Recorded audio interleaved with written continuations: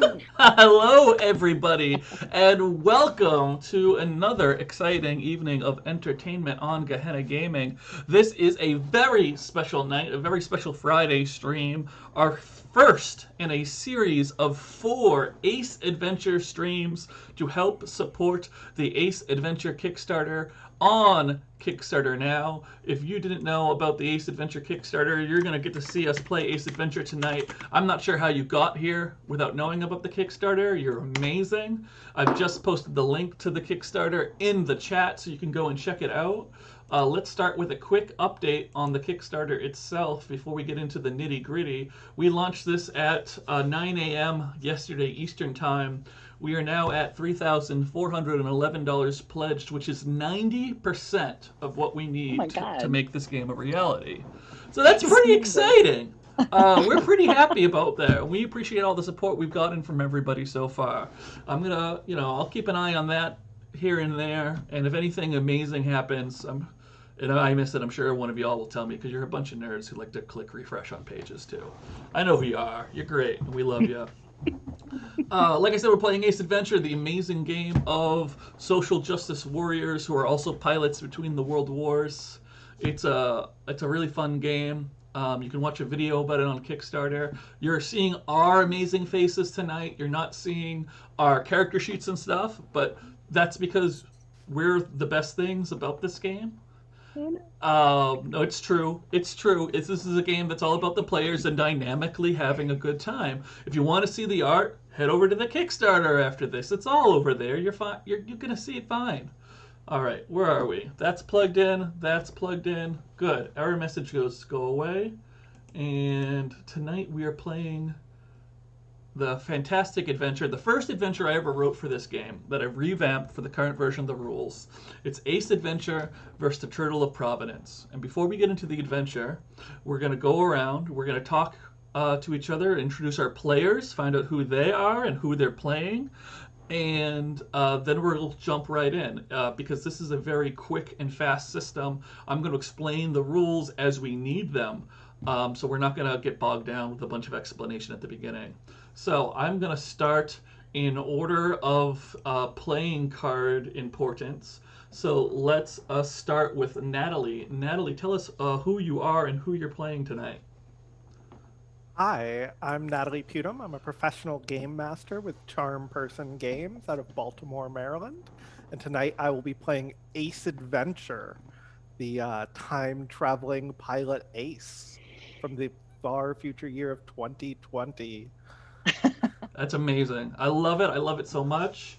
Oh, look at that. I spelled Natalie wrong. I'm going to fix that while Courtney tells us about Whitney.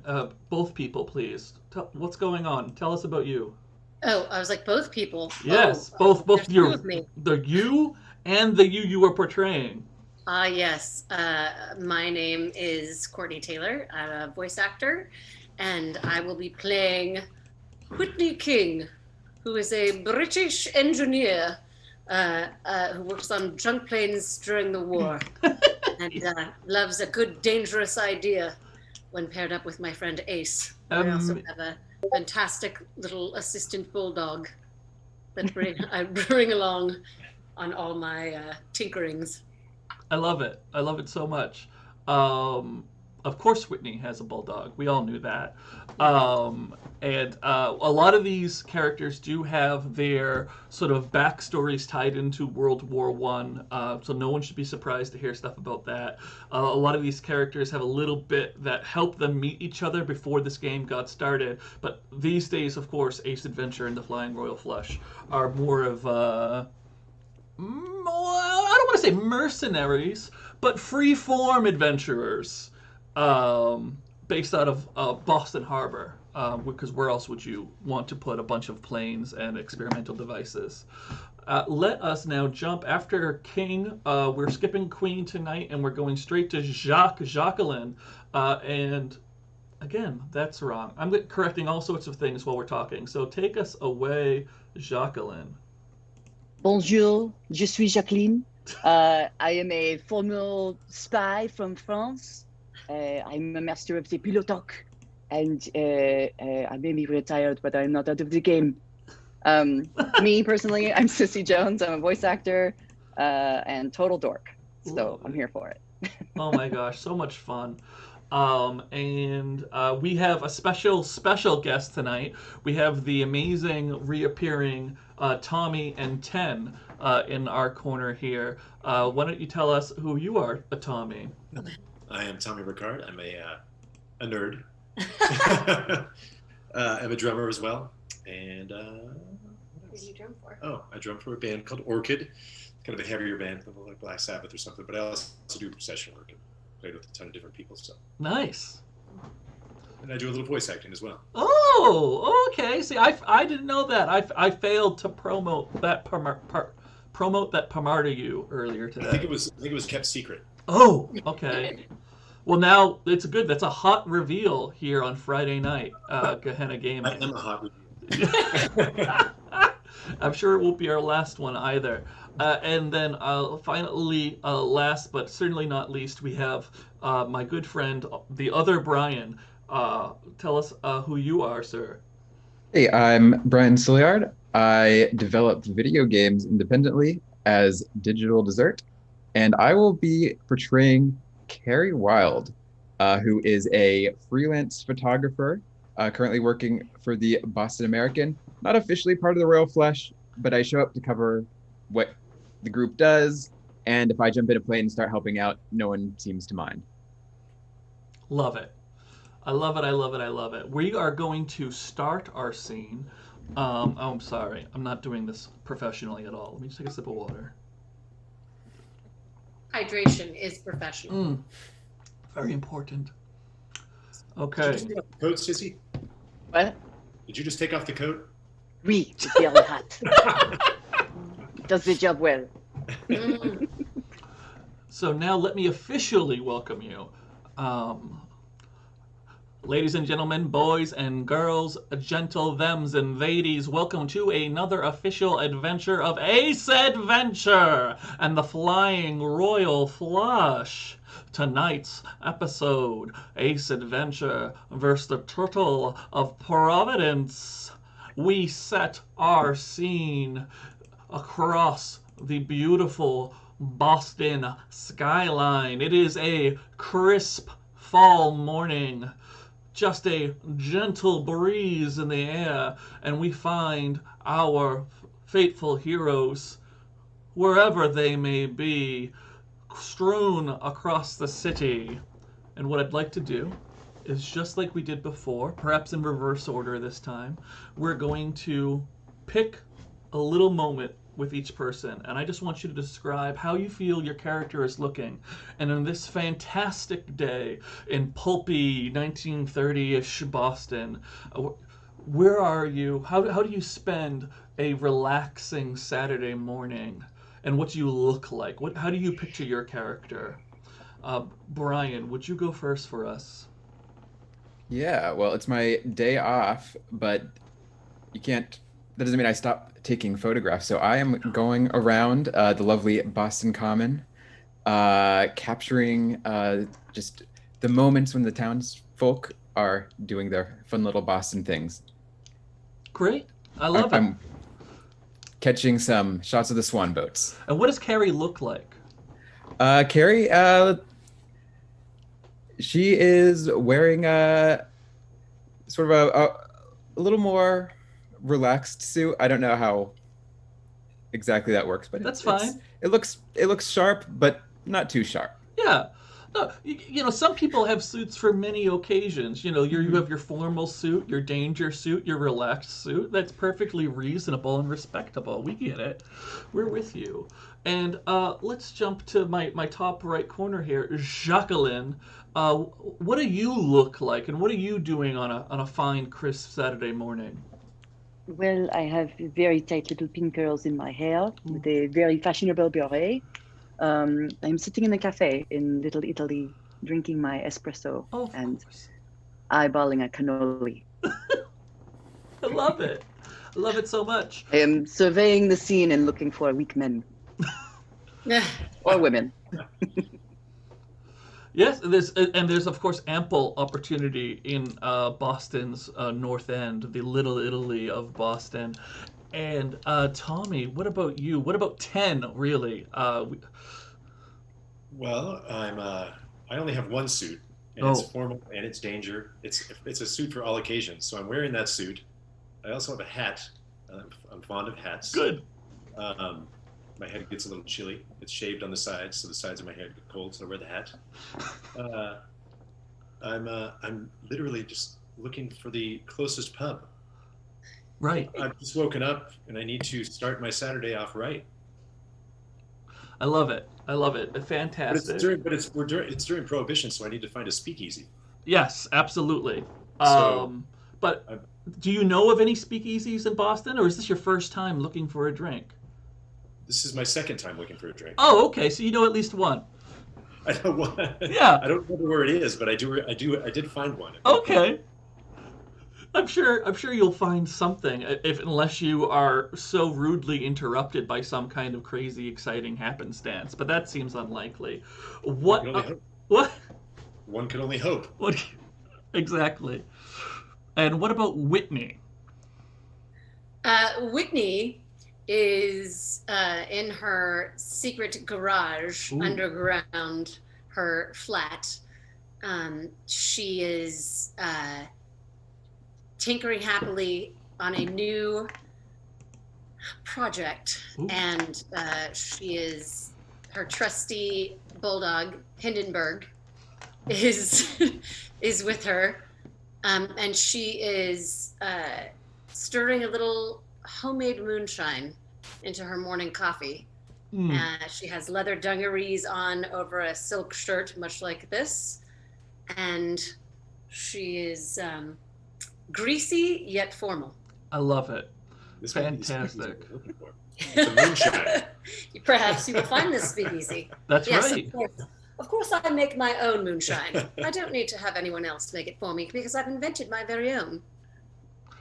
Right, of course you have. You're a brilliant chemist, in addition to being a brilliant engineer. Still over in the bathtub. And finally, Ace Adventure. Where is Ace Adventure this morning? What does Ace look like? We find Ace Adventure drag racing down the Longfellow Bridge in her hot rod. Wow. That is amazing. It's got a few illegal modifications, courtesy of Whitney. Okay. But she is in like her leather jacket, goggles down, scarf around her neck, just white knuckle on the wheel. Now, this is going to make the next part especially fun. What a fantastic setup you've handed me here, because there's two things that we have to remember. One, you are amazing adventurers. Just amazing adventurers. And two, this is a big one that we didn't mention earlier. Ace Adventure is deaf. So, most of you hear a news brief flash over the radio. We have this amazing invention called radio, and they're very common these days. You say, "Attention, attention! New news out of Providence, Rhode Island. A giant turtle has been seen approaching the harbor. Ships are recommended to get out of the way. Bad, dangerous, scary. The Navy is on call." Now, knowing that, in your experience as professional adventurers, this is not the first giant monster that you've heard of. I can assure you of that. And while the Navy is the Navy, they're not quite the same thing as the Flying Royal Flush. Now, Whitney, you happen to be mentioning that you are tinkering on a new project. I'm curious if this new project is some kind of vehicle that might help people transport themselves from one place to another, such as a plane or ship or what have you. Would you please whet my curiosity and let us know more about your amazing secret project? Well, I can't let you know everything, of course, No, but of course not. I can tell you that I have begun to create something that would be along the lines of a submersible. Ooh! Well, how exciting is that? Indeed. And now that you've heard that there is a giant monster approaching the neighboring city of Providence, Rhode Island. What would Whitney be spurned to do? Well, Whitney would, of course, want to go and do some observation down at the harbor, but she's in the middle of welding, so it's a little bit difficult at the moment. She's flipped up her welding mask, is listening to the radio, and is pacing back and forth, trying to figure out if it's more important to finish the submersible or go and see this monster to perhaps get some inspiration for this particular submersible. Ooh, interesting. I love it. I love it. Now, how about, let's stay in the same frame for a moment. 10, now you were wandering the streets of Boston looking for something to wet your whistle. But of course, there are many open windows in the streets of Boston. And so you were able to hear the first, the same announcement over the radio. What is 10 thinking about doing? Well, I'm prone to some anxiety, so I'm getting a little nervous, a little anxious. Okay. But I'm also an adventurer. Yes. So I'm heading down to the piers to see what I can take in, see what's going on down there. Okay. So, unfortunately, you are in Boston. So you can head down to the pier of Boston where you can find many ships, perhaps ships that can be borrowed. I don't know. Maybe you know. But Boston, while is close to Providence, is not so close as to see the giant turtle from.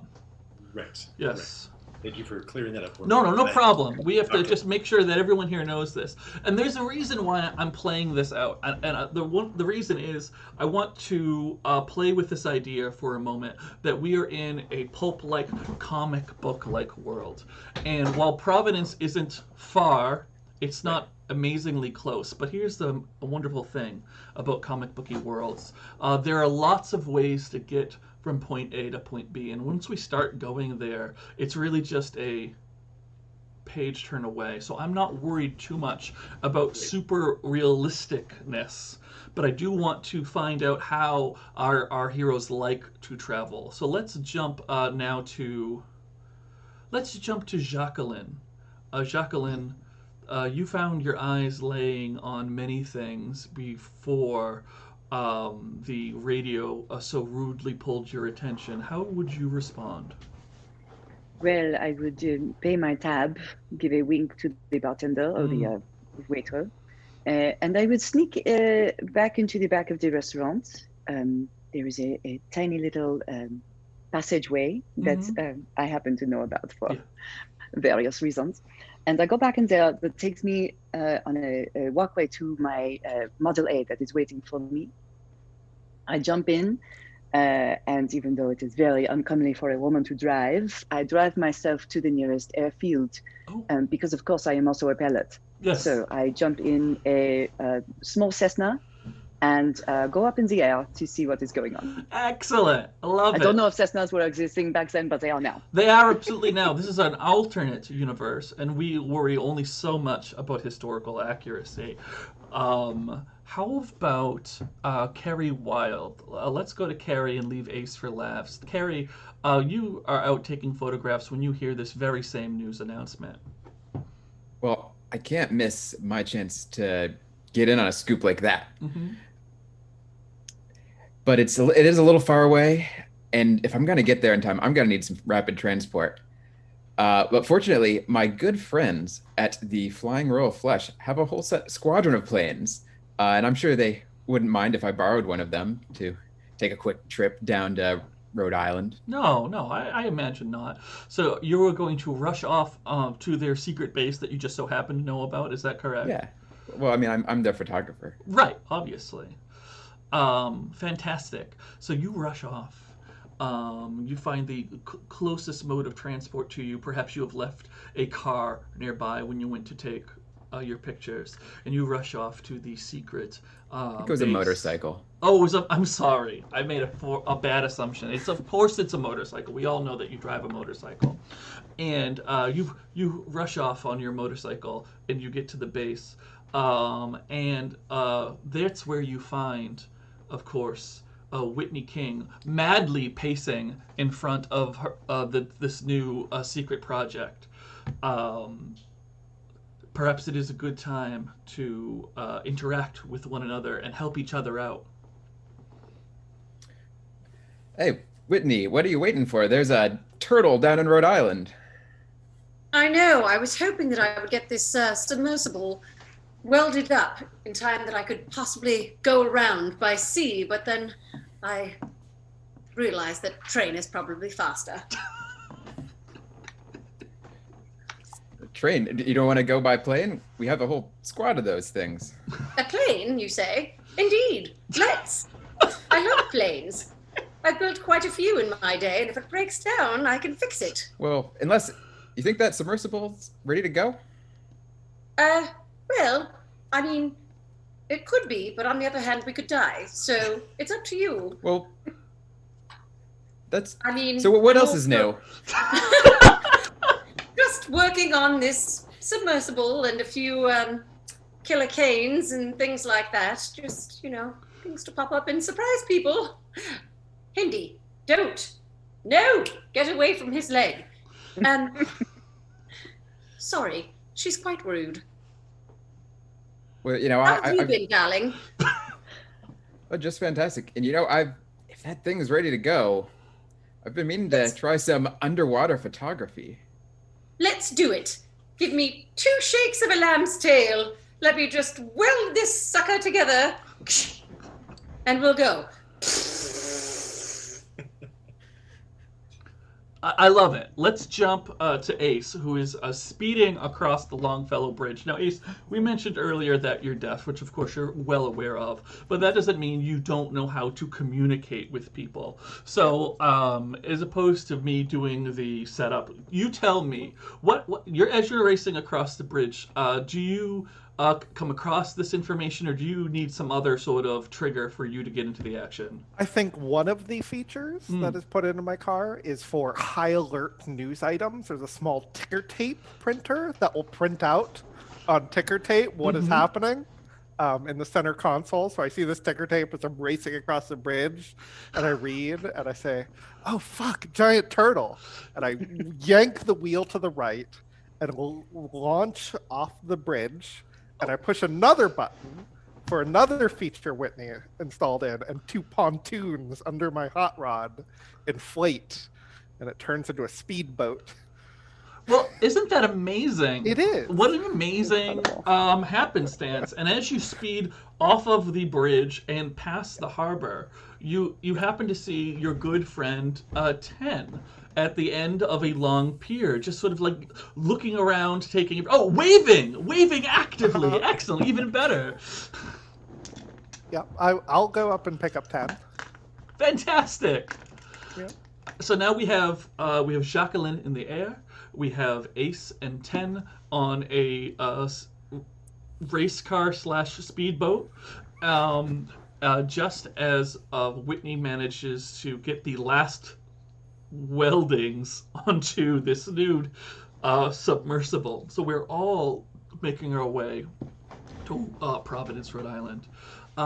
Let's jump into the action, as if that wasn't enough action. Let's be even more action focused. So everybody here has a character sheet, and on this character sheet there is a series of approaches right at the very top, and one of them is quick.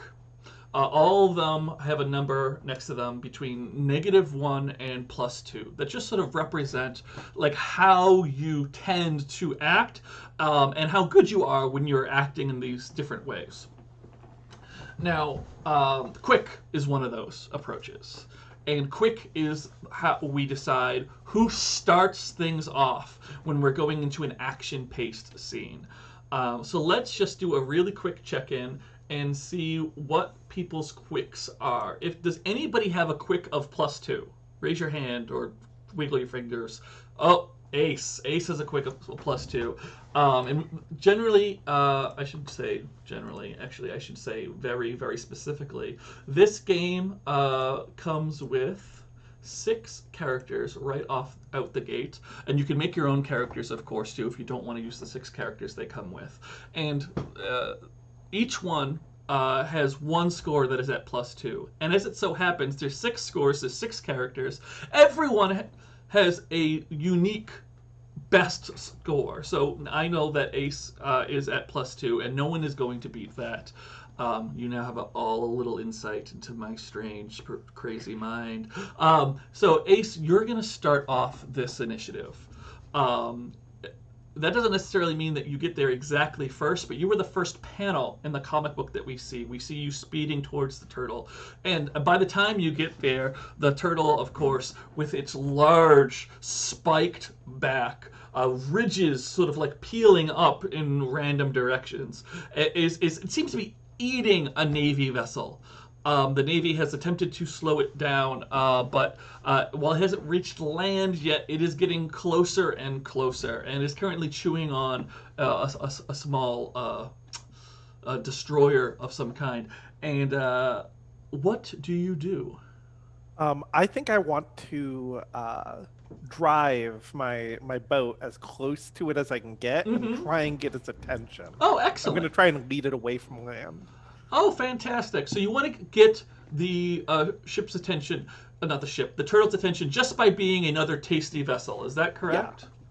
Yeah. Great. So there's only 4 things that you can do in Ace Adventure. I forgot to mention that earlier.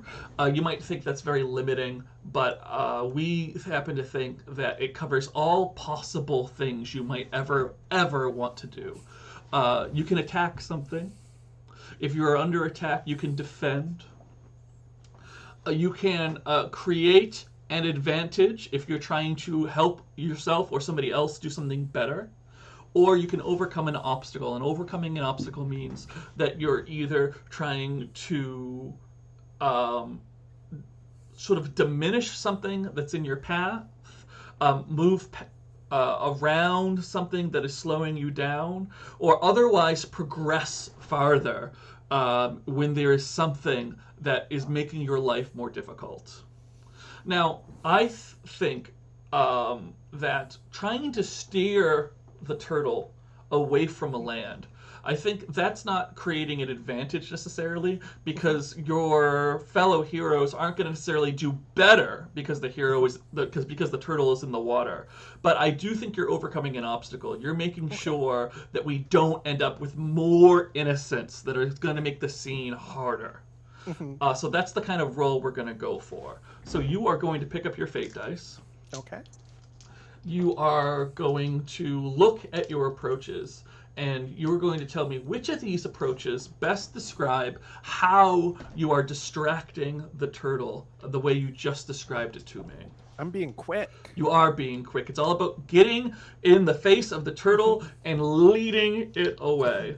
And you have a +2, as we've established there. Now, I am going to roll against you. I'm going to represent the turtle here. My turtle has its own set of statistics, not quite as robust as your statistics, but robust enough. I'm going to look here, and my turtle has a list of things that it's good at, and my turtle has a list of things that it's bad at. If it's good at not being distracted by boats, I'm going to give it +2 to my own roll. If it's bad at not being distracted, bad at being distracted by boats, I'm going to give it -2. And if it's not listed on either of those things, I'm going to give it a +0 to my roll. So let me check my notes here on giant mutated turtles and see whether or not it is easily distracted by boats it wants to eat. Okay, yep, I see that there. So I'm not going to tell you what I saw. I'm going to roll my dice, you're going to roll yours, you're going to add +2, I'm going to add who knows what number, and we're going to see which number is bigger. Ooh, okay. As the person with initiative, you get to go first. Tell us, what number did you get? I rolled a 0, and okay. I had 2, so I got a 2. 2, all right. And 2 officially in games based on Fate Accelerated, like this one, means that fair. It's a number that you have when the task is a little bit tough. You know, do you think this task is a little bit tough, or do you think you need to do better than fair? I think that I think that fair is going to be good enough. Okay, great. In that case, we won't. Easy to distract this turtle. Yeah, we won't explore your other options then. Don't worry about it. You're confident in your +2. Now, I will reveal to you that the turtle is bad at complex thought. And the turtle is very good at being hungry and eating things. And so with those two things together, I've determined that it is bad at not being distracted by something that it wants to eat. So I gave myself a -2 to my roll of 0. So not only have you succeeded with your +2, but you succeeded by 3 or more. And whenever you succeed by 3 or more, you actually succeed with style. That's the official phrasing. I didn't even make that up. I can't take credit for it. It's part of Fate Accelerated. I know that we've lost one of our players. I'm going to ignore that and keep going because I'm sure they will reconnect any moment now. Don't worry. I know we look a little funny right now, people at home, because the frames are off, but we'll look normal again soon. Let's see here. When you succeed with style on overcoming an obstacle, not only do you succeed, but you gain a fate point. We haven't even talked about what fate points do yet, but everybody starts with 2, and you use them to be better at stuff later on. Those are those things I decided specifically not to talk about. So Ace is gonna not just succeed, but end up with 3 fate points in the process, which is just amazing. Everyone loves it. We're also incredibly impressed as you turn the turtle and the turtle starts chasing you out, not just out to sea, but potentially towards your allies. Now, because you went first in initiative, you get to decide who goes next. You can choose anyone but me, and you also can't choose the people who aren't currently here. Okay. I'm going to shout at... oh, I can't choose people who are not currently here. Never mind. I was going to be like, I'm going to shout at 10, but 10 is not here. 10 is not here. You have... Carrie is in a submersible right now, and my names are all screwed up because of our missing people. I think I'm going to choose Jacqueline. Okay, great. Jacqueline, you can do anything that you can imagine. What do you do? Well, I'm going to drop a bunch of cannoli and see if that gets the turtle's attention. Oh, okay. You want to feed the turtle? I do. Yes. All right. Now, you just saw Ace, of course, get the turtle's attention. So you know that the turtle is following Ace away from land. So in feeding it cannolis now, what is your goal? What do you hope to accomplish by filling it with tiny cannolis? I'm trying to understand its motivation. Oh, is it just hungry? Yes. Is it angry? Okay. Why is it angry? Is it enemy? I don't know. I love that. So yeah, I think in that case we're sort of creating an advantage. By feeding the giant mutated turtle's cannoli, we hope to learn more about the turtle and gain some kind of understanding that we can use on other actions. Of course, I mean, we all assumed that that's what you were doing from the very beginning. I just wanted to make sure. And don't worry, I know the names are now wrong, but I can very easily fix this, everyone at home. Since you're still doing it versus the turtle, this is going to be another versus roll. So you are going to pick up your fate dice. I know you're using the die roller. And before you refresh the screen, oh, you just did it, didn't you? It's okay. Sorry. Don't worry about it. We're gonna keep it. We'll keep it. It's fine. But take a look at your approaches and tell me which approach best fits dropping a bunch of cannoli from the sky towards the turtle to understand its deep motivations. Probably clever. I think so. I think that's a good way to think about it. So what is your clever number? +1. +1, great. So what number did you roll? +3. +3? Really? That's fantastic. And then you get +1 to that, so that's +4. And the very official Fate Accelerated descriptor for +4 is great. Now, I haven't even rolled yet. Actually, I'll roll right now. We already know a little bit about the turtle. Now, I'm going to take whatever I just rolled, and I'm going to add a number to it about the turtle. do you think +4 is good enough to learn about this turtle's impulses? Oui. Very good. Love it. I got a 0 total. So not only did you succeed, but you succeeded with style, just like Ace Adventure before you. Only Ace was overcoming an obstacle, and you were creating an advantage. Now, I happen to have some paper here, so I can take quick notes on things, because I am a professional. When you create an advantage and you succeed with style, you succeed, which means you discover something that's going to help you. Normally when you succeed, you get 1 free use. And that means that somebody after you will be able to use this knowledge to your advantage. And if nobody does by the time it's your turn again, you can do it too. I don't mean that you can't do it. And when they do, they will either add 2 to their roll, or they will re-roll the dice without having to spend a fate point. Normally we spend a fate point to do those things. But because you succeeded with style, you actually get 2 free uses on this knowledge. And I'm going to tell you right now, the advantage you created is the full knowledge that this turtle is highly motivated by food. You see it gobble up those cannolis, lick its beak-like feature. Oh yes, and it's, of course, it raises up its toes and licks those as well. Tries to get all the little cream edges into its mouth. I mean, don't we all, really? Yes. I mean, those cannolis, they're crumbly. It hits the giant turtle tongue, and you get crumbs all over, and you don't want to waste them. I'm relating pretty hard to this turtle right now. I'm getting hungry. Highly motivated by food with 2 free uses. Now, Ace has gone. Jacqueline has gone. Jacqueline, you get to choose who goes next between Carrie, Whitney, and Ten. Whitney, what do you see from below? Okay, so Whitney, I just want you to know, you really haven't missed much. Ace has distracted the turtle. It's heading out to the water. We have learned that the turtle is highly motivated by food.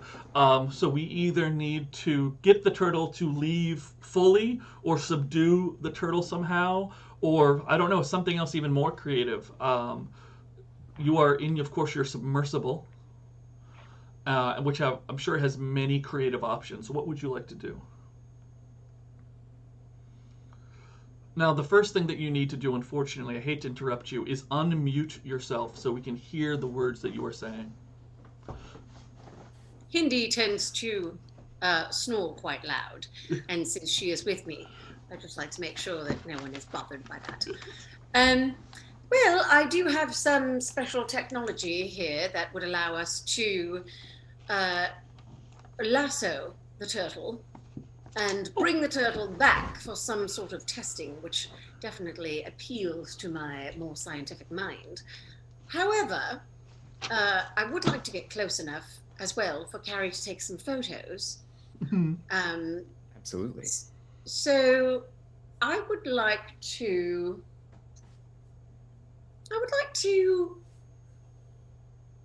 if Carrie's amenable, go a little bit closer and perhaps use some of my special technology to lasso this turtle and see what it's all about, because I don't know that it's quite just a massive turtle. Okay.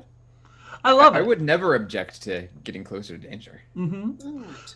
So I think there's a couple of things in there. Getting closer, I'm going to let you do absolutely for free. That doesn't take an action because the turtle is so big that it doesn't really have the means to block people from getting close to it. You mentioned lassoing the turtle. Now that I think does take an action. You know, you have a fair amount to lose in attempting to lasso a turtle. And so does examining the turtle further. I think if it's okay with you, we can start with lassoing it, and that gives Carrie the opportunity to examine on their turn if they so choose, or you can also do it again on your next turn. But would you like to start with the lasso? Yes, Okay. I have this fantastic lasso that has a netting, a secondary netting. Yes, of course. I'm excited to use it. The submersible lasso net. Indeed. Yes. So now that I'm going to count that as an attack because we're already leading it away, and this is sort of the first step in subduing it. So even though we aren't physically harming it, we are sort of taking it under control. Indeed. Everybody on their sheet has a section called harm with 4 boxes with different keywords next to it. Now, enemies have harm as well. They don't get cool keywords next to theirs. And most enemies only have 1 or 2 boxes. However, this is a giant turtle. And someone in the chat has even asked, how giant is it? Well, I will tell you, if you were to take 5 Dunkin' Donuts and stack them on top of each other, that would still not be enough Dunkin' Donuts to match the height of this turtle. No, I would say this is a 6 to 8 Dunkin' Donuts tall turtle, as we are speaking in Bostonian terms tonight. Now, you can't see all of it because it is partially submerged in water, which is good as we have a submersible.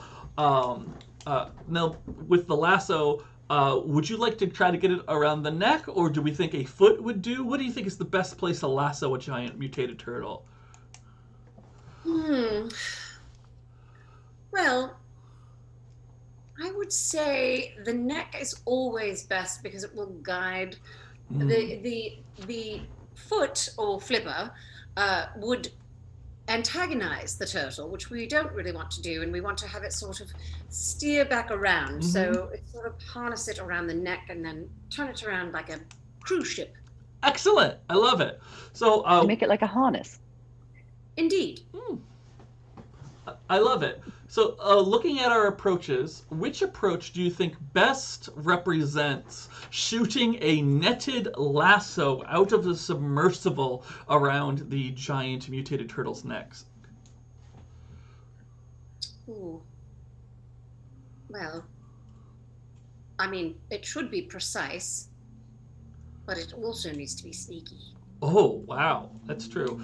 I think there are several approaches here that could capture this. Quick. Yeah, clever, quick, forceful, but I think the question is, how does Whitney do it? When Whitney is doing it, what is Whitney's focus? Is the focus on being sneaky and surprising it? Is the focus on getting it around the neck? What is the key to the Whitney-ness of shooting a lasso net?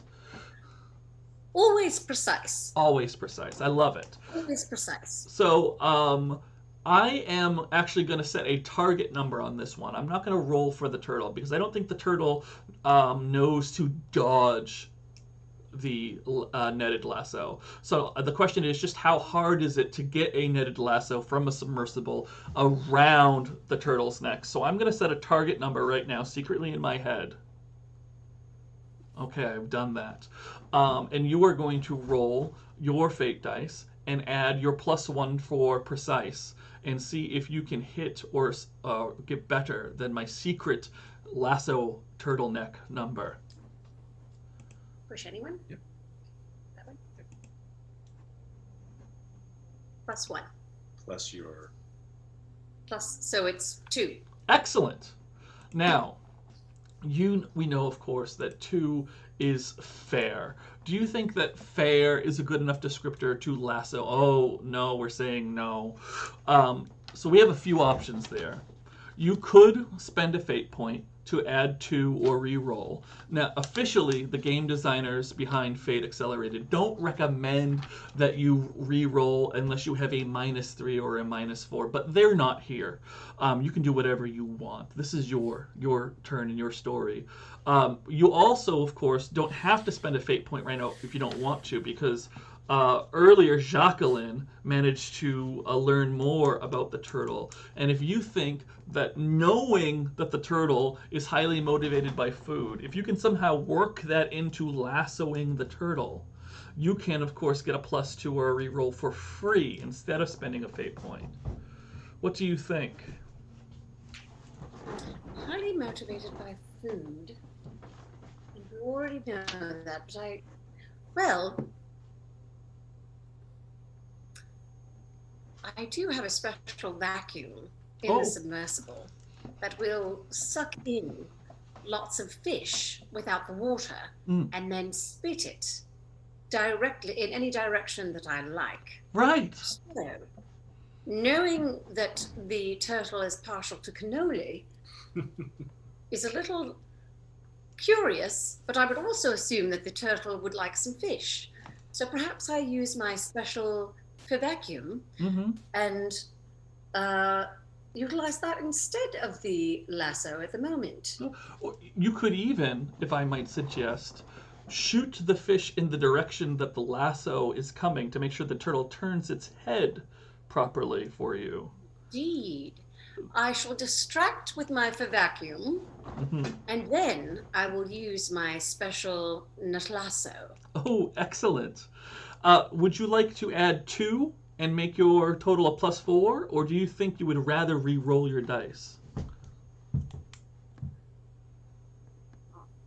This is all up to you. I can only tell you the odds. And I haven't. Can I just add it? Yeah, absolutely. Okay, great. I'll do that. So do you think +4, which is, I believe it's great, is what we need to lasso a giant mutated turtle? I do. Okay. I will tell you, you made all the right choices there, because what I marked down is 3. So 4 is the number to win. So that is a success on an attack, which is going to fill in one of the turtle's hit boxes. If we fill in all of those hit boxes, the turtle is subdued, and we can successfully move this giant turtle back to your secret base in the Boston Harbor Islands, which of course is a great idea and will have no negative consequences whatsoever. So now Ace is gone, Jacqueline is gone, Whitney has gone. Whitney, who do you think should go next, Carrie or 10? I'll go with Carrie, since they are in the submersible with me. Excellent. Carrie, what would you like to do? Well, this is perfect. The turtle's, facing us. We've netted it.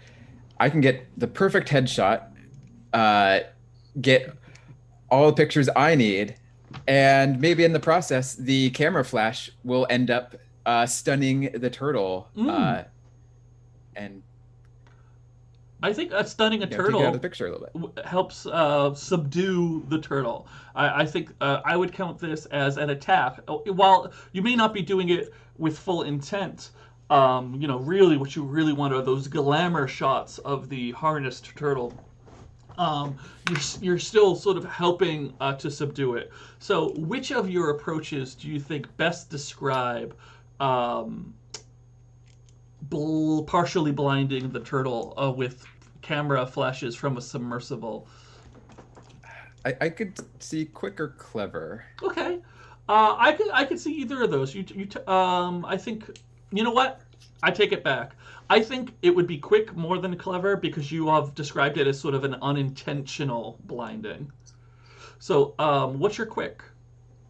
+1. Okay.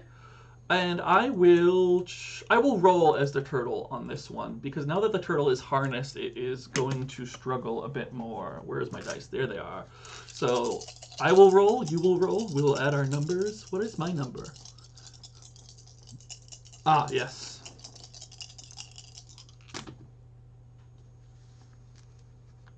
Okay. What did you get?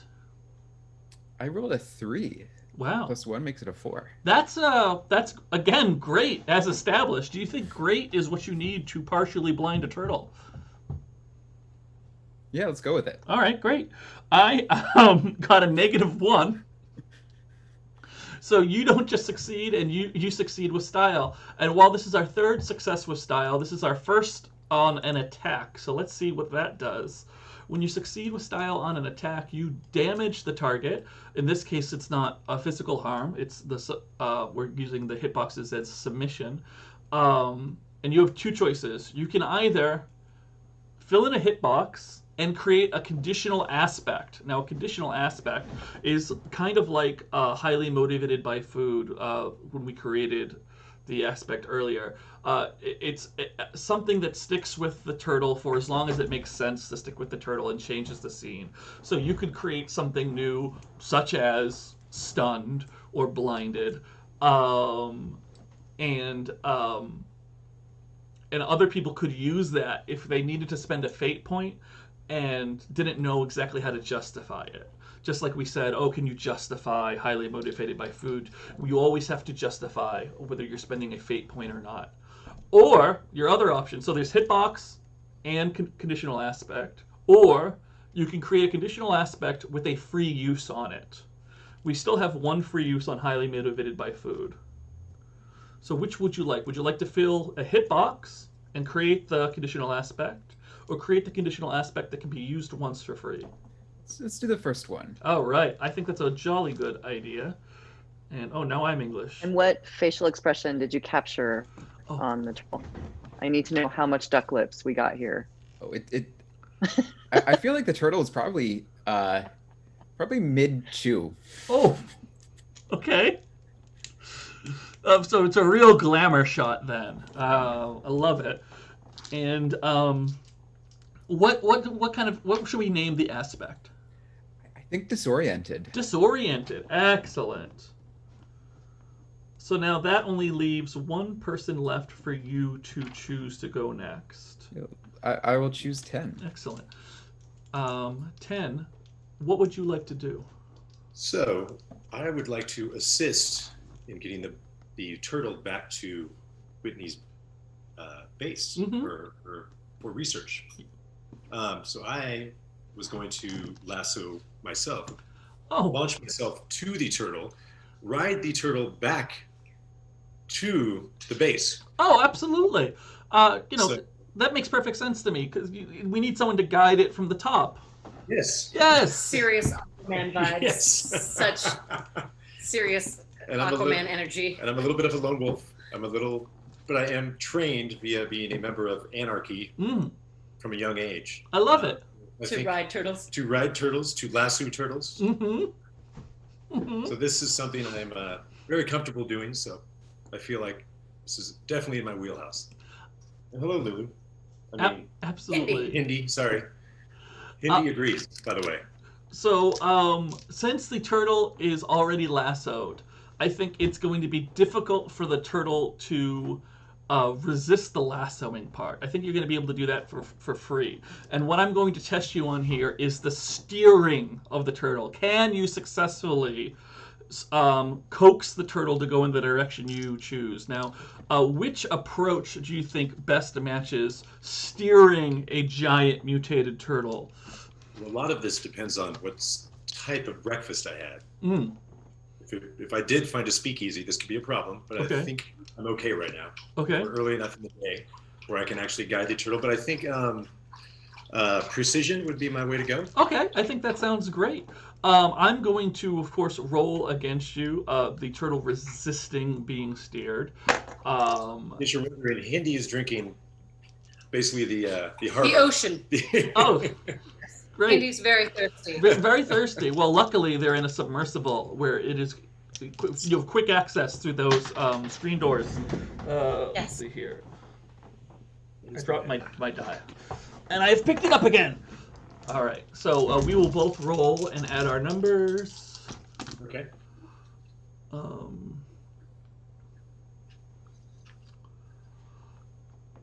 Yeah, this is not its best thing in the world. So I have a number. Do you have a number? I have a pretty solid number, I think. What is your number? My number is, well, I rolled a +1. Yes. But I have +2 in precision. Excellent. So that is a 3, which is somewhere between fair and great. What do you think about that number? Do you think that number is good enough to steer a giant mutated turtle? I absolutely feel like it is. Okay. Well, as it turns out, I got a 2. Y'all are really good at guessing my numbers tonight. And so you just managed to succeed. And while I didn't say it ahead of time, I think it's clear that when you're trying to help subdue it, it is an attack at this point. So as you have successfully done so, you have a choice. You can either fill in one of the hitboxes, which I believe is our goal at this point, to get them all filled up, or we can add yet another aspect onto this turtle. What would you like to do? What would I like to do? Oh, yes. So you are steering the turtle. That is correct. But how do we want to represent it mechanically? Shall we fill in a hitbox like we're trying to get them completely done so we can say it's subdued? Or would you like to instead be more creative, add yet another conditional aspect onto this thing because you don't like hitboxes? I like hitboxes. Oh, okay, great. Fantastic. So I will fill in the third one here, which I think is good enough for me to reveal to the party that there's only 2 left to fill in, and this turtle is yours. Now, since you were the last person to go in initiative, you get to choose who goes first, and that could be yourself if you want to be greedy. I'm not greedy. No. But I am going to go with I don't trust everybody yet. I'm a slow burn, basically. So Okay. Ace is my partner in crime right now, so I'm going to go with Ace. Okay. I think I see that this turtle has been. Oh, sorry, my microphone is far away. I think they see that this turtle has been double lassoed. And I look over and see all the sailors in the water from that destroyer that was chomped down earlier. And I'm going to peel a hard turn, get close to them, and reach into my glove box to just grab a handful of Whitney King's famous water-activated instant life raft pellets. Oh, nice! And toss them in the water as I go shooting by. I think that's fantastic, thus making the water more safe and navigable. That way, if anybody needs to do something crazy with the water, I won't be able to say, oh, just so you know, there are drowning sailors in that water, and so this is going to be extra difficult. You're taking that option away from me, which is mean. So I think this is called overcoming an obstacle. Okay. Which of your fantastic approaches do you think you're using? I think it's clever. I think it is clever. You're using Whitney's amazing device, and you're also sort of thinking outside of the box. You're like, the turtle is under control. I'm going to save some sailors. I'm going to set a difficulty level for using Whitney's amazing device. And please roll and add your clever. Uh-oh. Oh, whoa. I don't like uh-oh. So that's a -1. Okay, total. So, you have a few options. If you don't like -1, which is sort of less than average, as it were, you could, if you can explain it to me, use that free checkbox on highly motivated by food. Now, you've chosen to ignore the turtle, so that might be difficult. Your other options, of course, are to spend a fate point, and you have 3, which is 1 more than everyone else right now. Yeah. If you feel like that might be the best idea? Yeah, let's spend a fate point. Okay. Yeah. So when you spend a fate point, and we're not using one of the aspects that have been created. There is disoriented, too. There is disoriented. There's no free checkbox on that, so you could use disoriented with your fate point. Or you could use one of the things on your sheet, as everybody here has 3 aspects right out the gate and can get up to 5. You have a high concept, which is the thing that sort of sums you up. You have your struggle, which is something that can sometimes make your life more difficult. And you have your punk aspect. Everybody has a different punk aspect here with different terminology, which is something that you fight for. Do any of your aspects look like something that might help you fire Whitney's amazing gun to save some sailors? I don't think so. So I think I'm going to use disoriented. I think the turtle is busy, so I'm able to fully slow down and take the time to read the instructions on this thing and be like, oh, okay. Okay, I like that. Disoriented. You said that. Yeah. Do you want to add 2, or do you want to re-roll? I want to add 2. Okay, so that brings you up to 1. Do you think 1 is good enough? I I think so. I don't think that this is... Okay. So you are now down to 2 fate points, like everyone else. Now, I will tell you, it is relatively easy to use Whitney's fantastic flotation shooting device, as Whitney is a genius and hangs out with a lot of people who are smart, but not Whitney. And, everyone needs to be able to use these things. I set this at 1 myself, which means you have tied. Okay. Now, we have not tied yet, so let's take a look at what that means. When you tie at overcoming an obstacle, you overcome the immediate obstacle but reveal a new one, or you let the GM make a story move. Oh, and it says here that it's my choice, the GM, not your choice. What a lovely note for the writer of this amazing game to have added. Let's see here. I think since this is going so well, everyone has been rolling so well against this turtle, that the best thing here is for you to save those sailors, for you to succeed and remove that obstacle. But you reveal a new one. Now, 10 is on the giant turtle's back. And I mentioned that we have those rifts, those crags all along the turtle's back. And from out of one of those crags near 10 come giant mutated sea lice slowly creeping across the shell towards where 10 is. And 10 or somebody is going to have to deal with that in addition to subduing the turtle. So 10, you could choose 10 because we are on a brand new initiative. The only person who have gone in this initiative is Ace. Ace, who would you like to go next? And I don't mean to pressure you. I am going to choose 10. Oh, okay, great. 10, you've got friends coming up behind you. What would you like to do?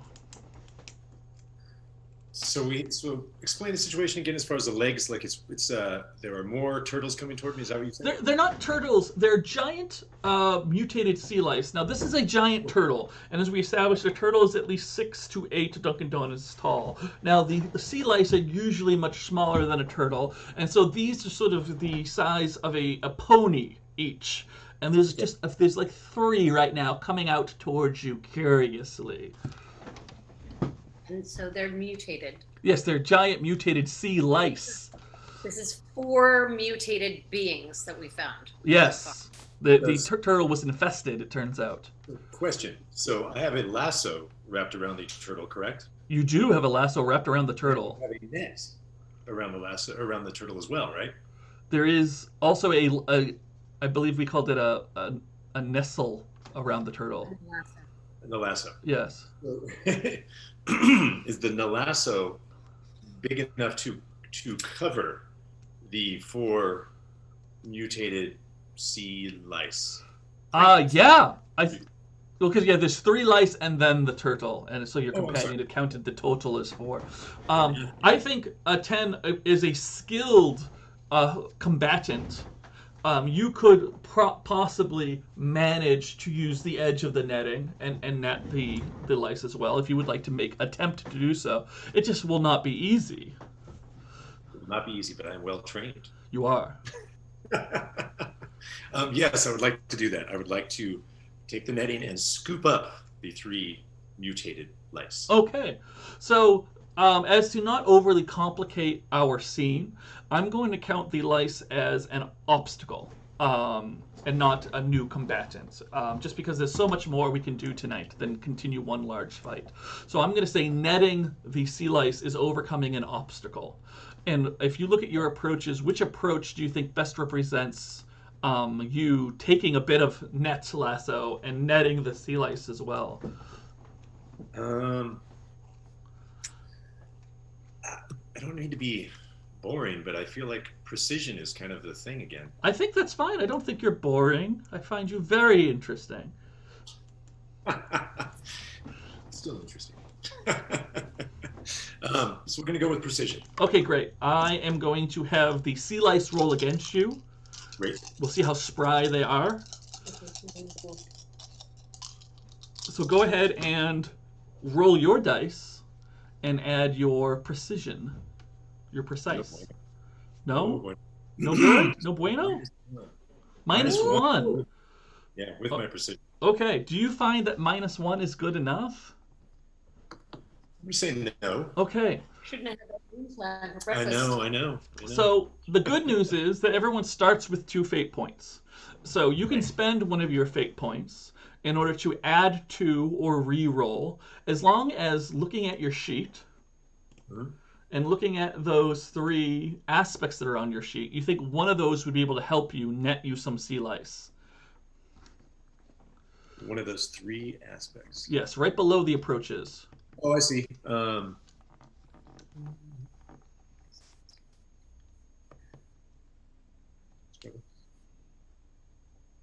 Struggle may help with a physical certainty. Yes, you are very well. You have social anxiety. You are physically certain, and this is a physical action.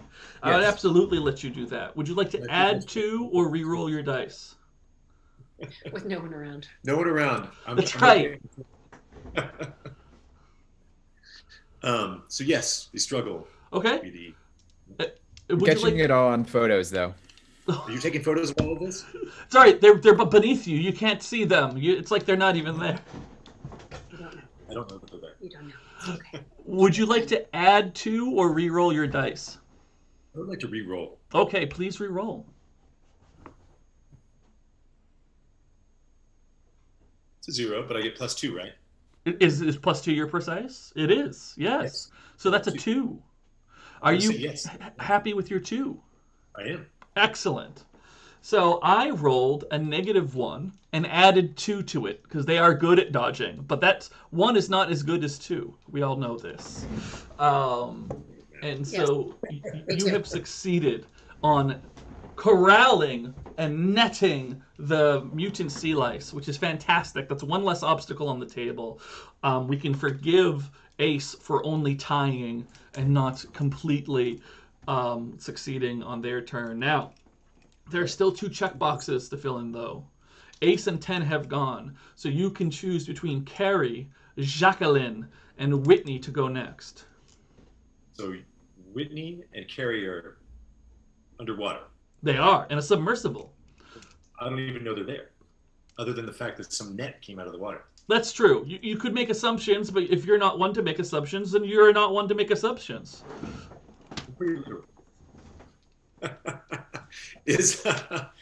Where is Jacqueline again? In a plane, circling the giant turtle, eating cannoli. Okay. Yes, I'd like a cannoli, but I'd like Jacqueline to join the party. I drop a cannoli gently into his mouth as I fly by. I'll take a little bit of that net. Okay, so we want to check the harm boxes on the turtle, right? We do. So we want to subdue the turtle or guide the turtle out.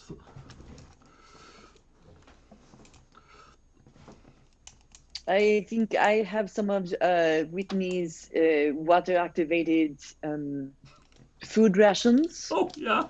Okay. I'd like to drop as a trail in front of the turtle and lead it back to the laboratory like a bird eating seed. I love it. I love it. I think that's a great thing to do. So because this cannolis for everyone. So, as we've already learned, the turtle loves cannolis. So luckily you have these water activated. So I assume freeze-dried maybe cannolis, or in the old Looney Tunes cartoons, you just drop 1 water and whole cannoli. Again, we're going to count this as an attack because we are subduing the turtle, filling its belly, making it less hungry, leading it away. What approach do you think best represents dropping water-activated cannolis from an airplane? I mean, charming. Charming. Clever. I would lean towards clever before I would say charming. You're less saying lovely nothings to the turtle. Unless I am feeding it sweet nothings. You're feeding it sweet nothings. Could you? I would. Food is a language of love.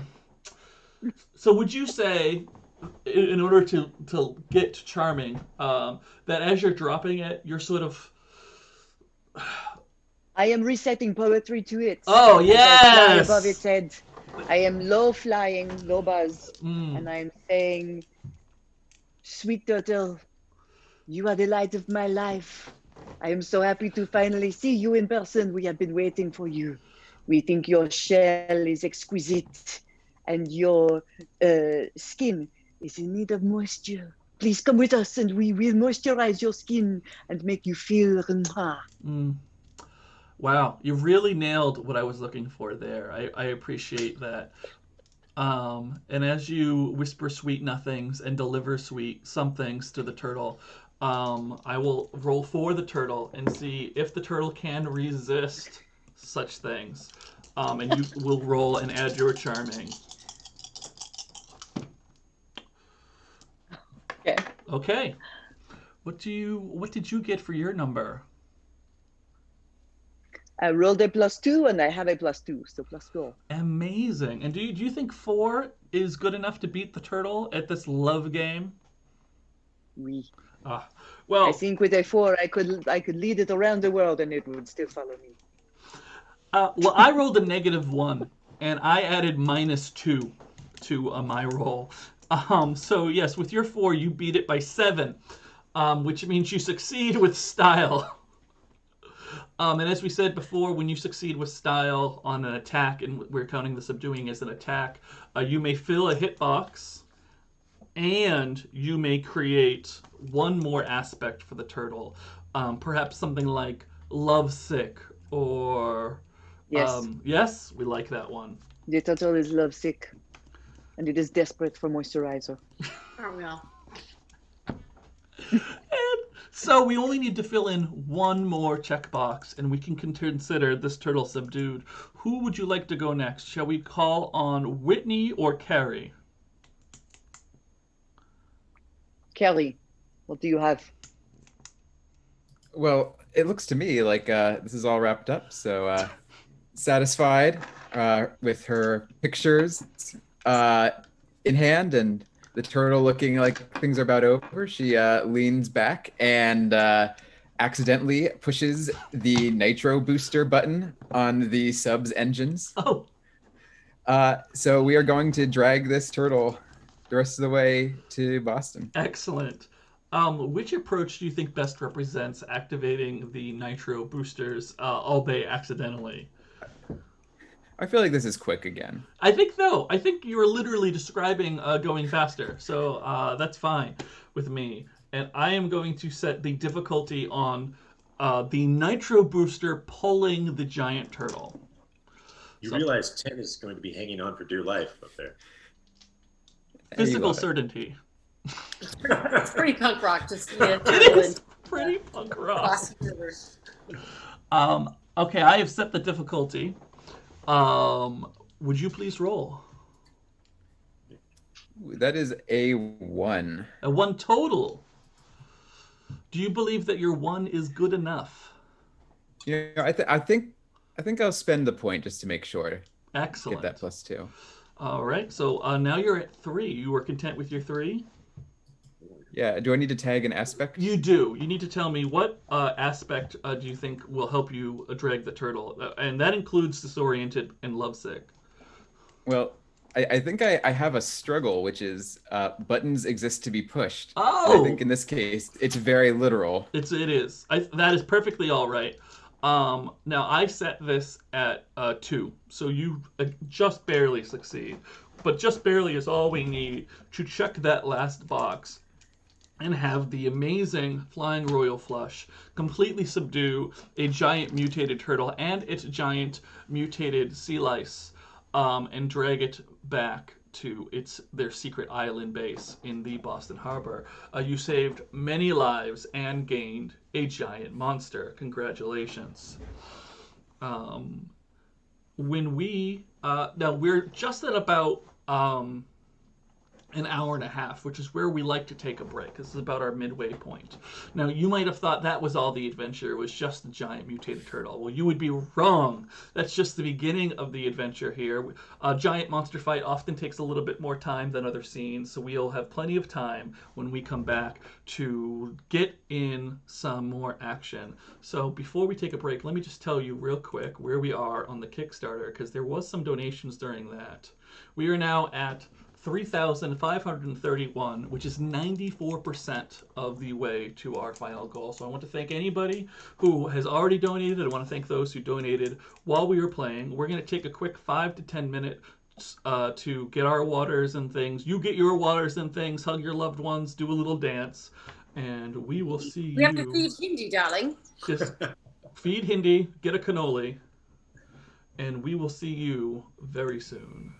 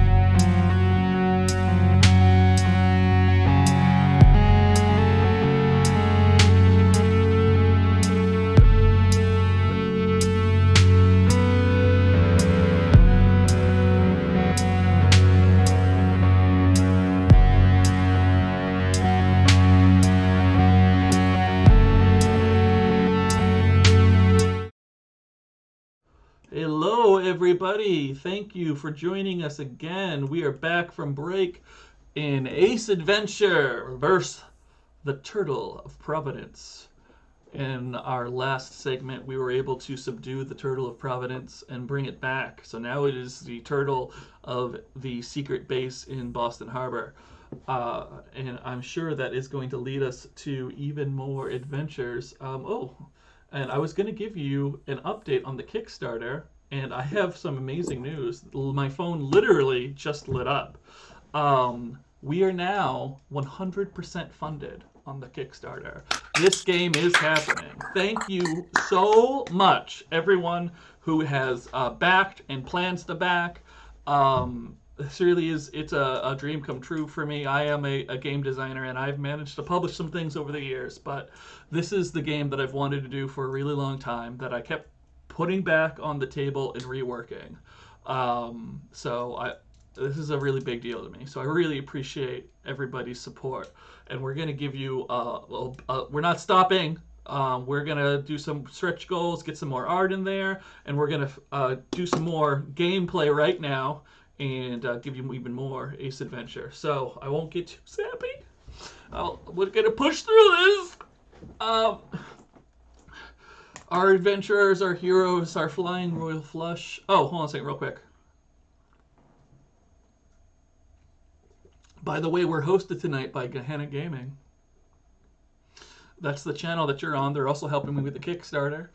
Where's my little linksy things? Once you're done backing the Kickstarter, there at that linky, you can then go to the shop, and that linky also down below, and if you want to buy a mug or a t-shirt or what have you to drink some things out of, possibly a beer, you can. Absolutely. They have actually some really cool glassware now. I'm just saying. Anyway, now I've done my official plugging duty. I got to do that too, because we got to be good guests to our hosts at Gehenna Gaming. I am. I got warm. It's just the vest. I don't think taking it off is going to help. I like that you matched your lipstick to your sleeves. Oh, thank you. I try. I got a little red up here too, just a little. Out of my. Oh, very nice. There you go. Mm-hmm.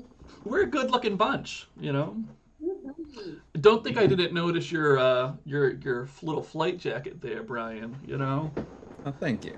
Yeah. Seemed appropriate. So we drag the turtle back to our secret island base to investigate further. No harming of the turtle. No, of course not. Happened. No. It's all very humane. It's been lovingly subdued. We With kisses and cannolis. Yes. As under. Would you call it our ally? Now it's willing to fight by our side. You know, Good question. I will call it that because I happen to know that unless y'all do something really crazy, there shouldn't be a second giant monster fight in the next hour of play. So I will give that to you. It may disappear before the next episode next Friday for those of us who will be joining us again next week. Have we named the turtle? If you name the turtle, then we have to keep it. You know, come on now. Oh, come on, Dad. Can we keep it, please? I mean, listen, I've always been partial to Turt Reynolds, but that's just me. Basic name. I mean, to be fair, Jacqueline doesn't know about Burt Reynolds, but you know who does is Ace. Ace may have accidentally described their friend Burt Reynolds once or twice. We're thinking, who was that? Oh, this guy I used to know. He used to do crazy stuff in Miami. Don't worry about it. Ace's favorite movie is Smokey and the Bandit. That just explains so much, doesn't it? Anyway, we got the turtle back. Oh, geez. Should I jump to the next plot point or should I skip over it? Let's skip over it. Let's do because we're high rolling. Whitney, I believe you decided that you wanted to learn more about the turtle. Is that correct? Yes, it is. I think you froze for a second there, but I believe you agree with me.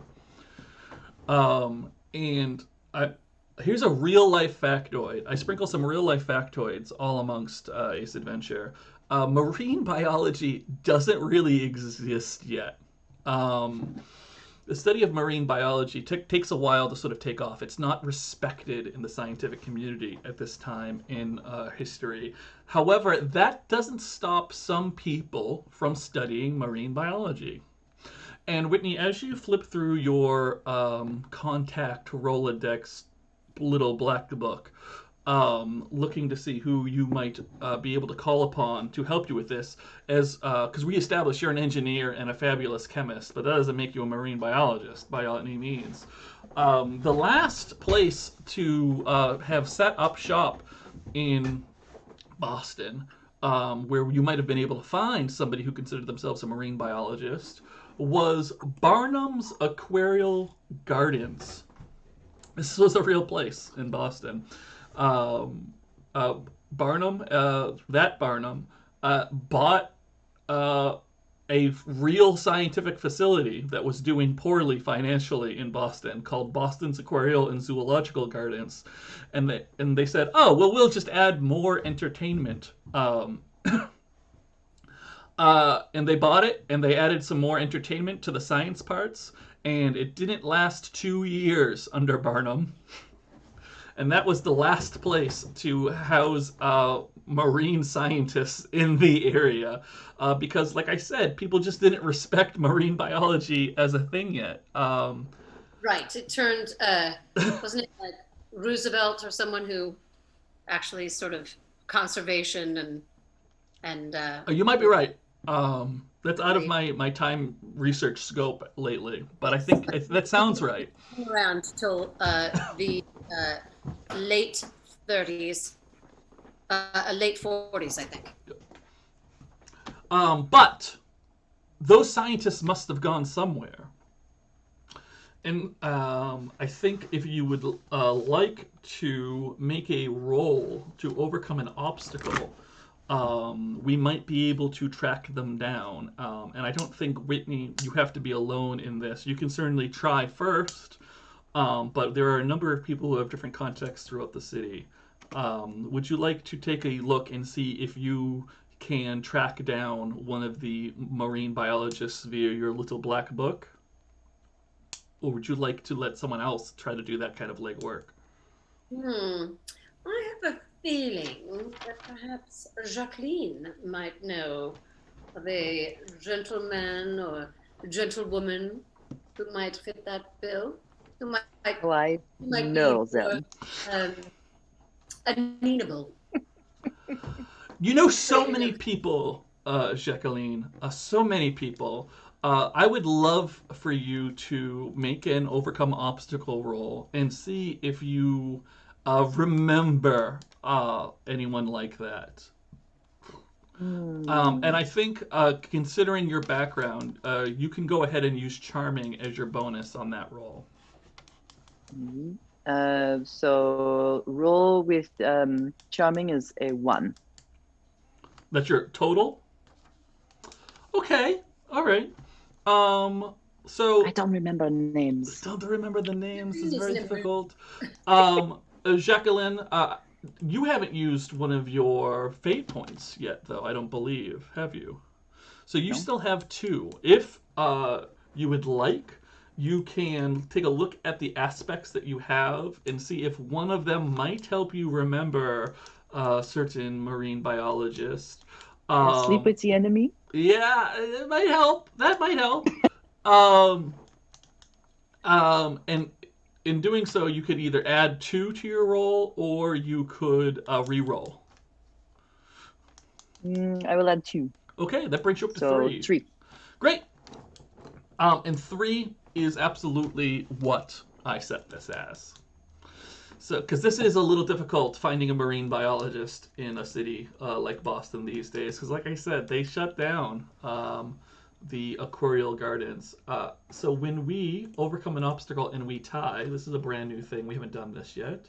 Oh no, we did this earlier. This is the one that made me super happy at the note I wrote. I take that back. You overcome the immediate obstacle, but reveal a new one. Or the GM makes another story move. So I'm not going to reveal a new obstacle. I won't. I'm going to make a story move. In this game, when we fail, and we haven't seen much of that tonight, so this is brand new to our audience. When we fail, the GM has these special moves they can make, the GM being myself, the game master, called story moves. And they help me keep everyone's lives perfectly interesting. So you do remember, and it might be someone you have considered an enemy at one point. It is, of course. Oh, I love the internet. Random Russian name generator. It is. Sergey, Tatiana. No, don't be ridiculous. It's Zoya. It's Zoya Egorova.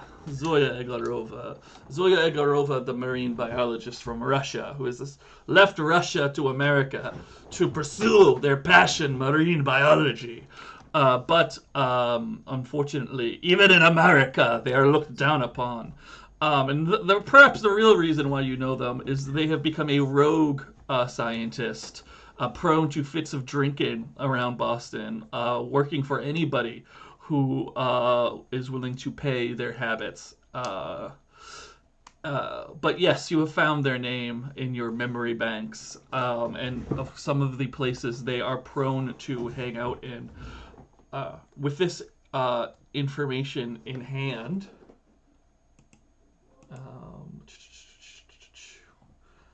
and did I use my story move? I did make my story move. You tell your teammates what you know and what do you want to do next. You've got your next link. This scientist is potentially the only person who can help you understand this turtle better. What do you want to do? I want to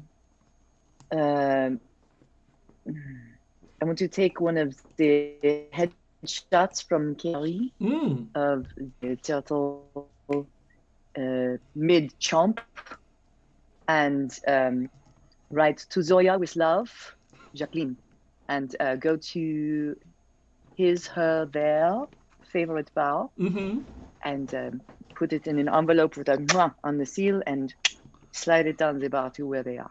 Okay, great. So you're gonna head to Zoya's favorite bar. Let's say her. Just let's make it super fun. And are you gonna take anybody with you, or you do this as a solo mission? Uh, Do you want 4 people standing Whitney, behind would you like to you? come with me? Oh, Yeah. Hi. Whitney, come with me because you have the brains. Yes, darling. have the Always heart. up for an adventure. Let's. excellent. So you slide it down the bar to where Zoya is currently drinking. Zoya takes a shot of something clear. That's good, clear. And takes a look at the picture, turns to you, and says, I, of course, have never seen anything like this before. Slides the picture back. But you would like to, so you will come with us, no? Let's make a roll. I think we need a roll to convince. Honestly, are you kidding me? You've just seen the most amazing picture, and that's all you're going to say. Ooh, I got a -2. A -2. What approach can we add to it? Is that a -2 total? Charming, for sure. Yeah. So 0. 0. Okay. So I'm going to roll against you, and before I do, I'm going to let you decide. You still have 1 fate point, and I'm going to tell you in a second how to get more. You're not going to run out forever. Oh, yes. 10. Then has a question. Since Whitney is there, does she encourage the charm at all? Oh, okay. It's so I'm double the sorry. charm. I missed that. So generally, the way this system would handle it is that wouldn't it be double the charm? It would sort of be a 1-2 punch. So we don't know right now if Zoya is a 1 hitbox type of person or a 2 hitbox type of person. So if Jacqueline were to succeed and Zoya isn't quite convinced, it would then be Whitney's turn to step in and sort of finish Zoya off with a little more charm. Or if Jacqueline was to fail, Whitney is right there to be able to try again. So that's how that works. So right now we're at a 0 on this attempt. Would you like to spend your last remaining fate point to try to make that better? Sure. Okay, great. So you can add 2 and make it 2, or you can re-roll. Which one would you like to do? I will re-roll. Okay. And I think... +3. So 5. That is much better. And I think we can say... Oh, actually, I have to ask because I forgot what your other aspect was. Which one of your aspects do you call upon when you use that fate point? Is it still sleeps with the enemy? Sleeps with the enemy. Okay, that's perfectly all right. So now let me roll for Zoya. I think so. Yeah, that's great. Who doesn't like that? Zoya got a -1, so you succeed with style. And Zoya, when it comes to affairs of the heart, is a 1 hitbox type of person. So you are absolutely successful. And we can stick a conditional aspect on Zoya, which might be useful once we bring Zoya back to the base. Last time our conditional aspects were highly motivated by food, disoriented, and lovesick. What kind of conditional aspect do you think we should stick on Zoya for? Curious? Curious! Like a seeker of knowledge? Yeah, that sounds useful. Let's stick them with curious. And so now the team is reunited. We've brought Zoya back to the secret base where the turtle is. And once Zoya is there, they break down into tears at the sight of Turt Reynolds. Named for absolutely no one. And they turn and they say, "Flying Royal Flush, I can't do a more feminine Russian accent, so it's still going to be a bit masculine. I must have something in my eye. No! I cannot lie to you. I have seen this turtle before. This is not the first time. That's French. I don't know what I'm doing. All right, I'm not the professional here. Okay, I had a friend who taught me the Russian accent. Ed sneer, remove joy. The sneer, no joy. No joy. No joy. Yes. This turtle. Oh, that's pretty good. It was I who helped them find it first, before anyone else. You see, the mobsters, they wanted the turtle to attack Providence. I could not get the turtle to attack. I am no hater. I do not know how they made it so angry. I just helped them find it. Was hungry. But I also... where did you find it? Oh, this is very easy, of course. If you want to find a giant mutated turtle, you go to the middle of the Atlantic Ocean in the trench.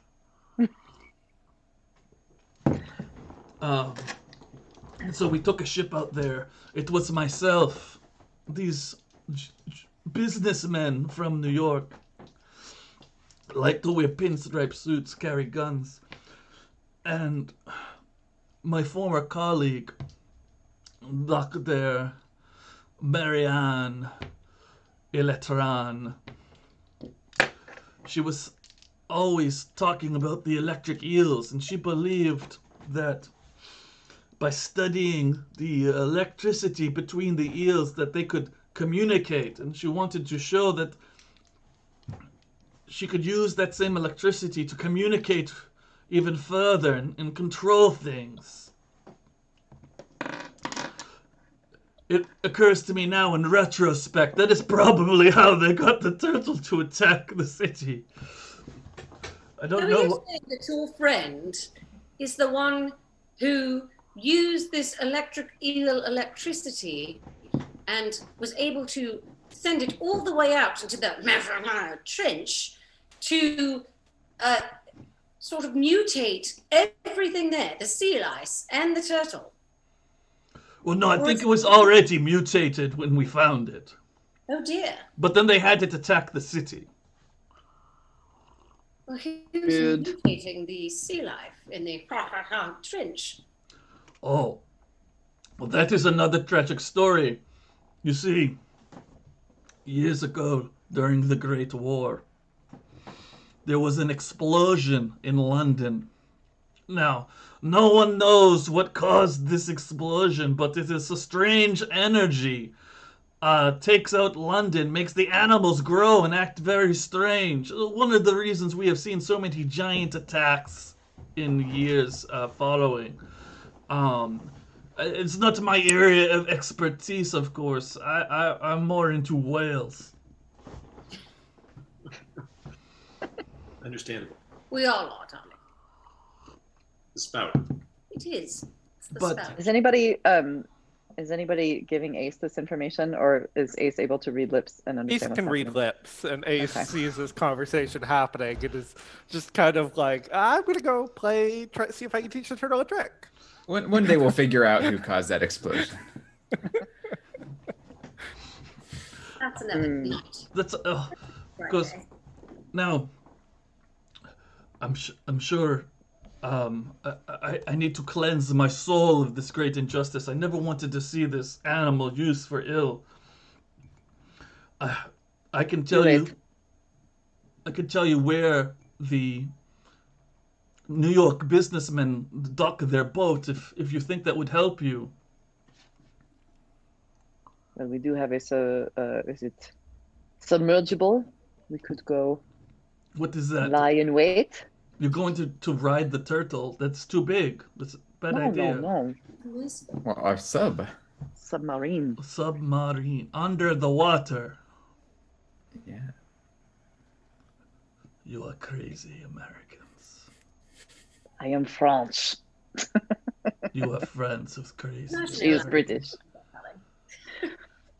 I'm an I'm American. American. I'm pretty crazy. Okay, there's a lot of... And he will write the Shall we go lie address in wait? down for you. And he goes, if you would like, I'll stay and take care of your turtle friend while you go and conduct your adventurous business. Kurt Reynolds so likes he likes- cannolis. It only seats 5. I assumed so. Also, I don't want to go.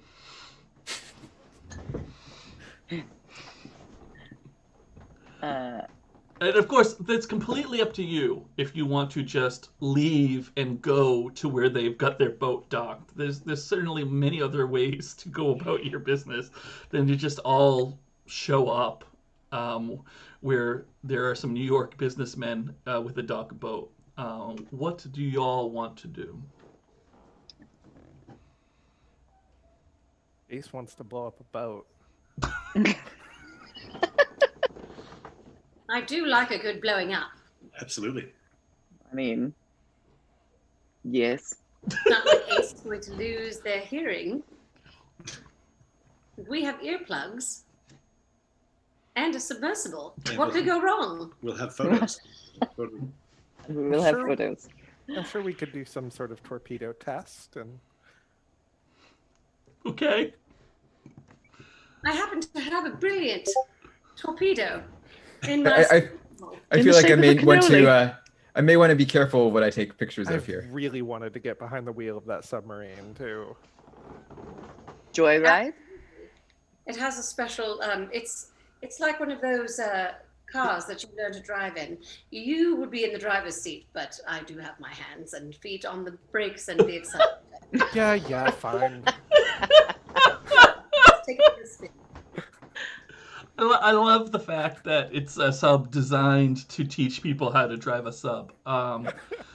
What? Is- That's right. Safety first. What foresight! It's Safety amazing. first. Mhm. Yeah, my gosh.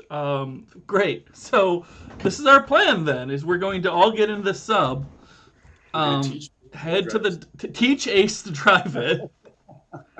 Head to the dock where some New York businessmen have docked their boat and blow it up and take pictures of it. and take pictures. Right.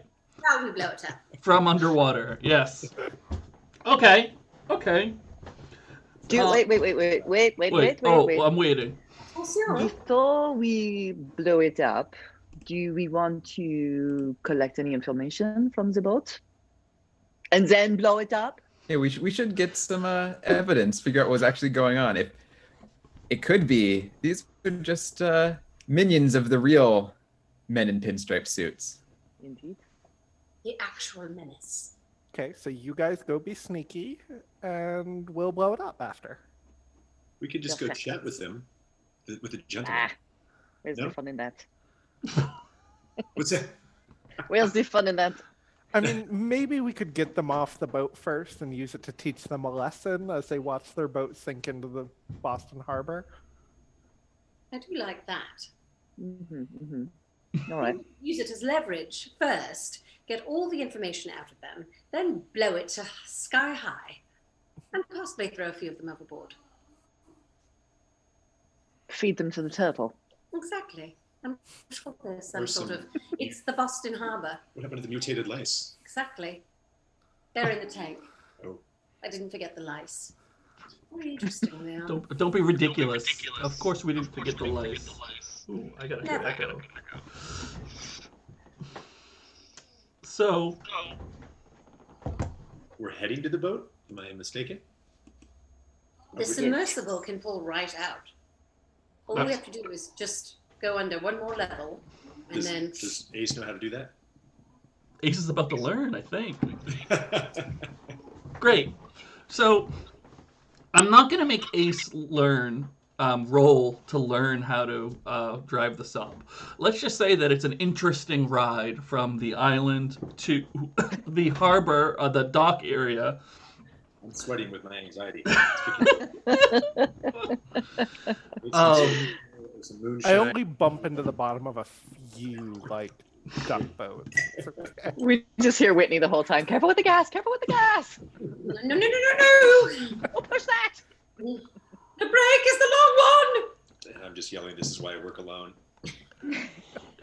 And it's just dark as we reach the docks. And this particular boat, it looks like it's a transport vessel, that might move crates of who knows what between port and to port.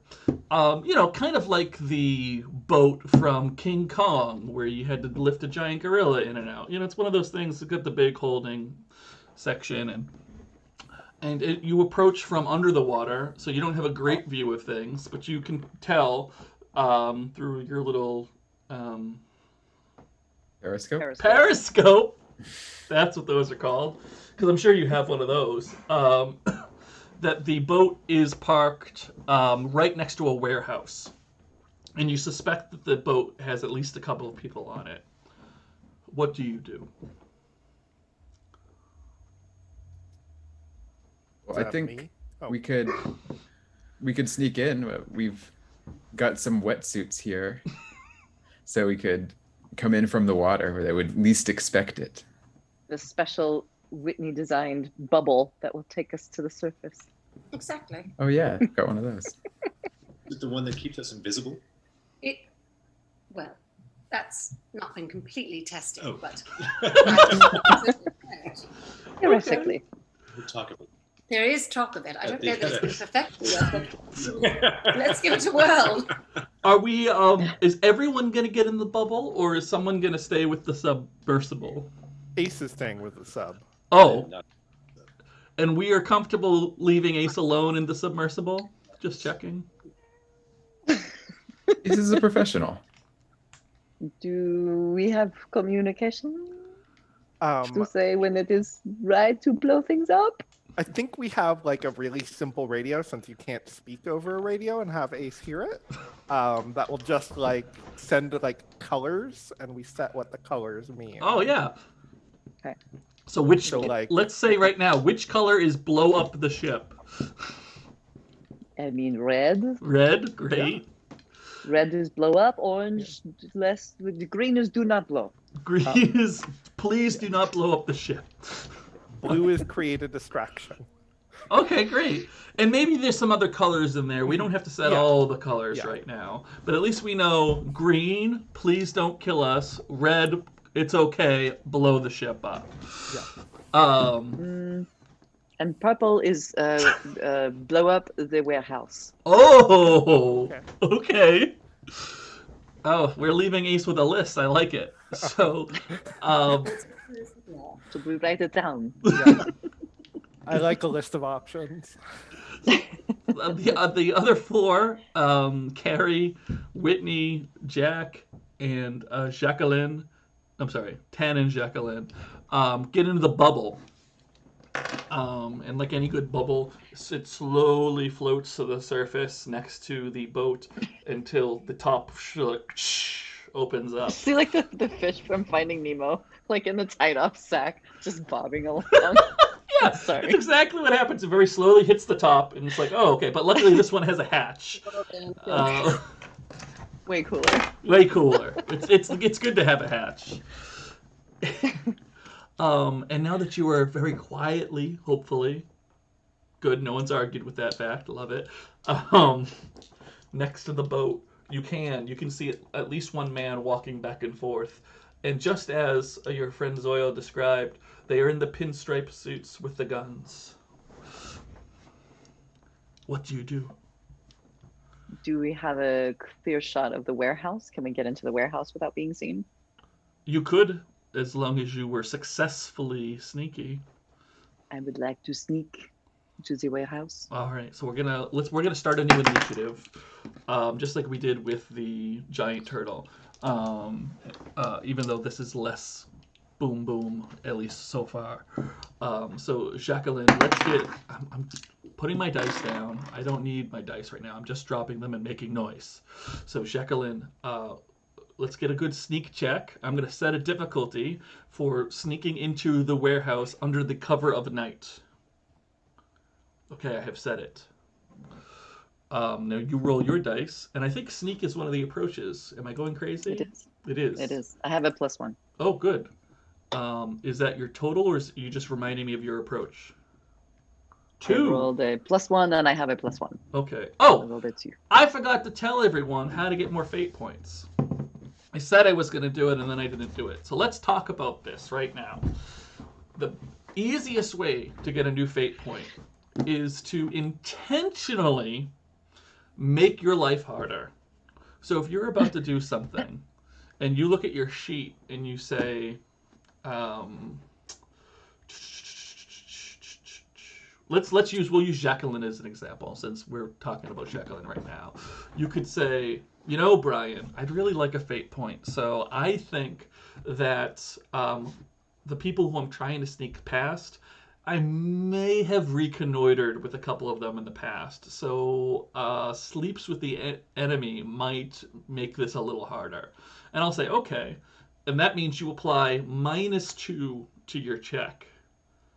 And usually we would discuss this before you roll.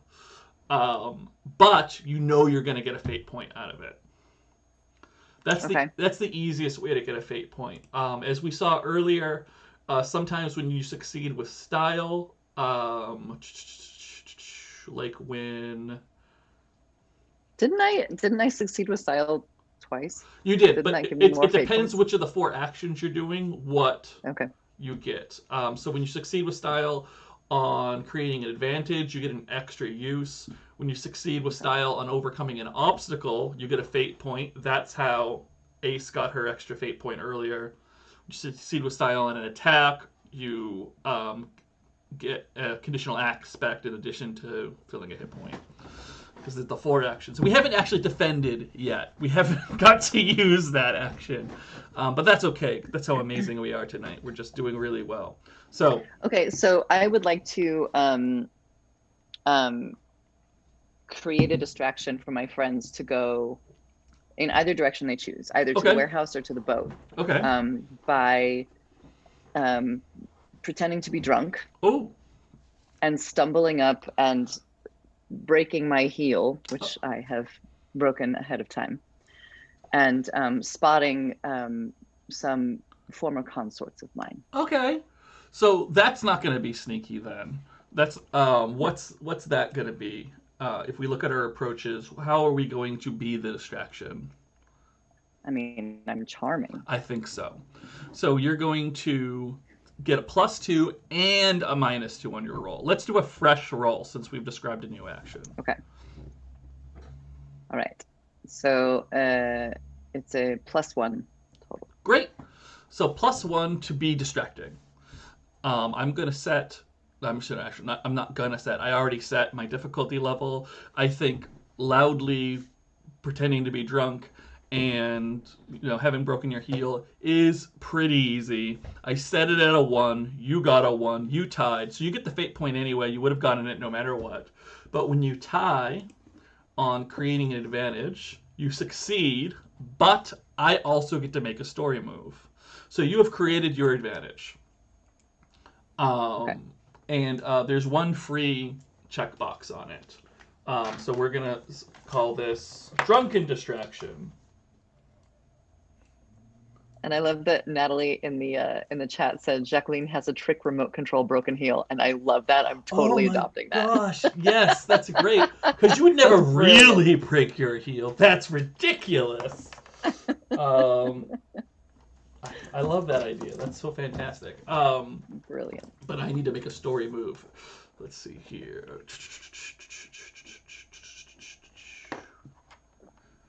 As you pretend to break your heel, and the people, it turns out there's 2 men on the boat with guns.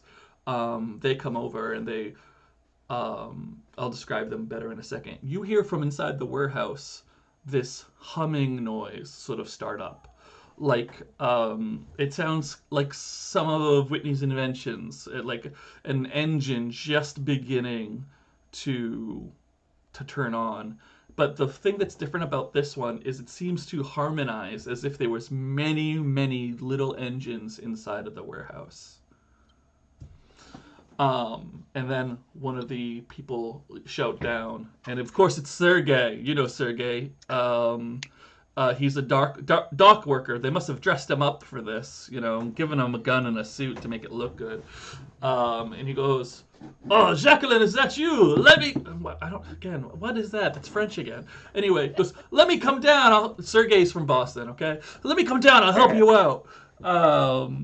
And the first guy is like shrugging his shoulders, like, "What are you doing?" He's gonna watch with his gun, but Sergey's gonna put his gun, sling it over his back, and climb down the gangplank to help you out. So that was the beginning of initiative. Very exciting. Jacqueline, who goes next? I'm gonna say Ace goes next. Oh wait, no, Ace is in the thing. Carrie goes next. Ooh, Carrie, what do you do? All right. Well, it sounds like something, whatever's going on, the warehouse is the more interesting place to be right now.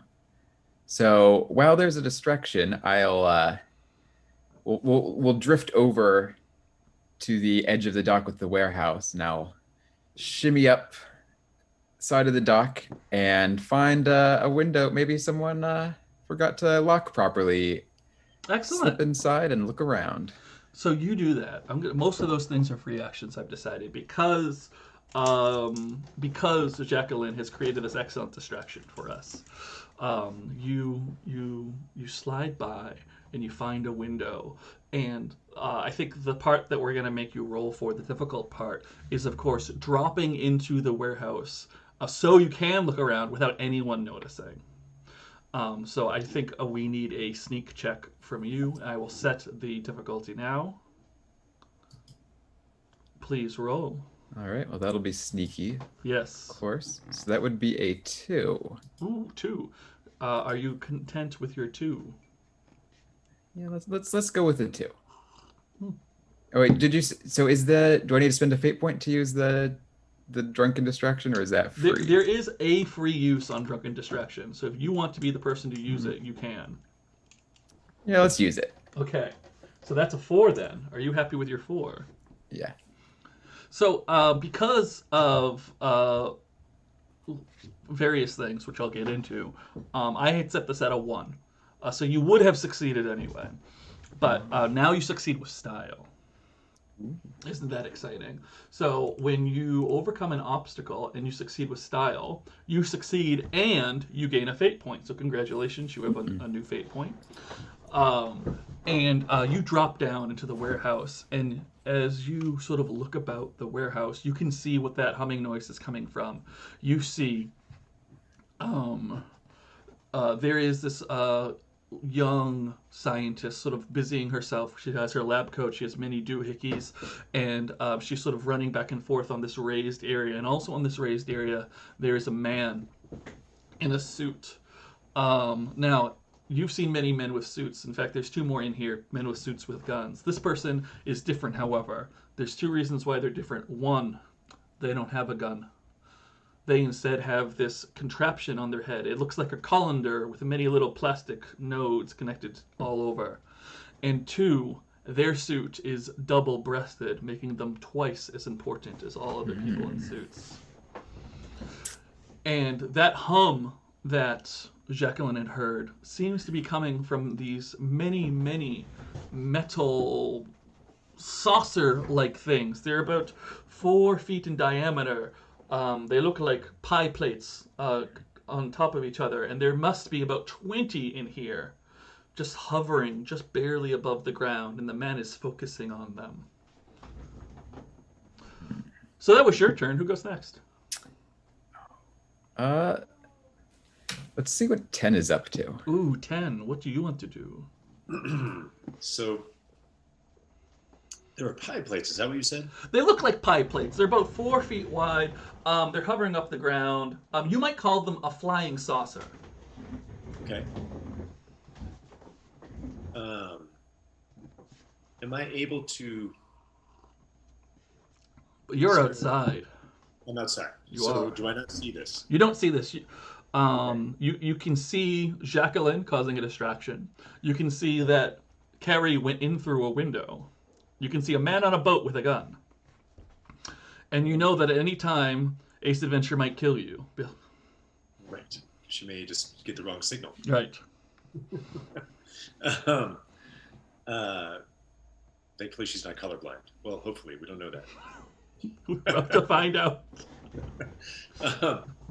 I would like to sneak my way up to disarm the man with the gun. Oh, excellent. So, I think we'll make both the sneak and the disarm part of one roll, because if a bunch of sneak rolls is boring. And we do have a distraction happening. So, since you said the word sneak, I'm going to say that's the approach you're going to use, and I'm going to have the man roll against you. We'll see how good he is. Actually, let me check his stats. What are my stats? There he is. All right, so we're both going to roll, and we're going to see who does better. Okay. What did you get? I got a 2 with my +1. Oh, are you happy with your 2? I am happy with my 2, but I do have a question. Okay. Since there is a distraction, yes. Do I get any advantage? So, unfortunately, we've already used our 1 free use of the distraction, but I do take it into account somewhat when setting a difficulty level. Now, I didn't set a difficulty of this level this time. I rolled. So it kind of doesn't do anything anymore. Yeah. Yep. I'm going to stick with my 2. Okay. I rolled, and I rolled a 0 on the dice, and I added 0 to this. This guy is neither good nor bad at seeing a former assassin sneak up on him. And so 2 is what you need. Now, however, this man is a 2 hitbox man, not a 1 hitbox man. Okay. So you manage to sneak up on him, and you start to disarm him, and you are ended up in a grapple. You are in a... It's quiet enough that with the distraction, the other person hasn't quite noticed the noises that you are producing. But that means Jacqueline is gone. Carrie has gone. Ten has gone. Who would you like to go next? Ace or Whitney? Well, we'll stay away from the Ace wild card. Okay. And I'm going to go with Whitney. Okay, Whitney, you're in the bubble. What would you like to do?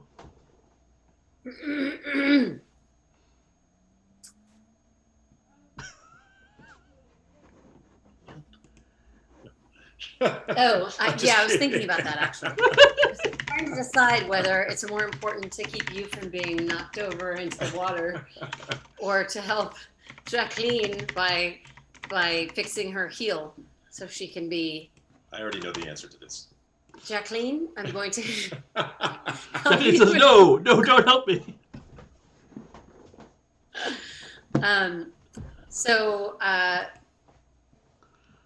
Jacqueline is still creating the distraction with the heel. Yes, the trick heel.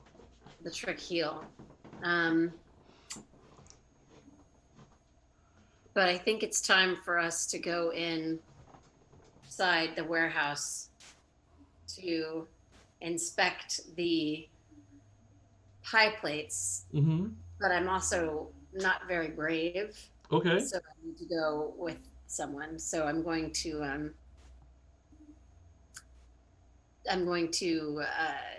I have the other remote control for Jacqueline's heel.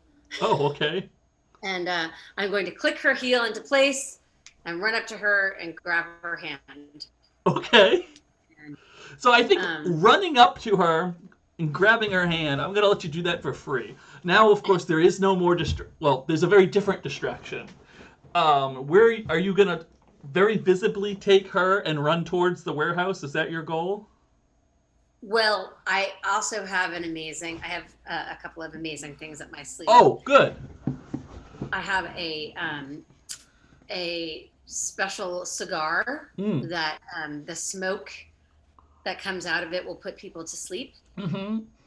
So I'm puffing on a cigar and blowing it at the people that Jacqueline has been distracting. Okay, great. So we're going to call that an attack on Sergey, the substitute dock worker henchman. So I would like for you to make an attack roll, and I will roll for Sergey here. What approach do you think you were using to gas Sergey with a special cigar? What approach am I using?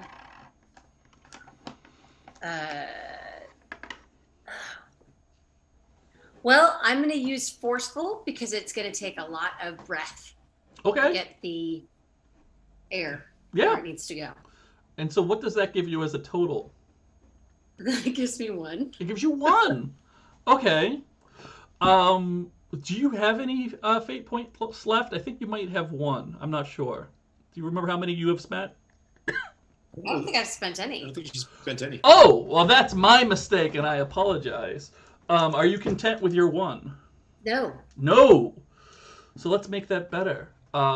If you look at your approaches, do you think there's an approach that would help you? Clever is my best approach. Oh, I'm sorry. I said approach, but I meant aspect. If you look at your aspects, do you think that there was one that would help you? Alcoholic. Does that help you sleep attack? Say concept gadgeteer with king-sized idea. I would think so, yes. So using that, would you like to add 2 or would you like to re-roll? I would like to re-roll. Okay, please do.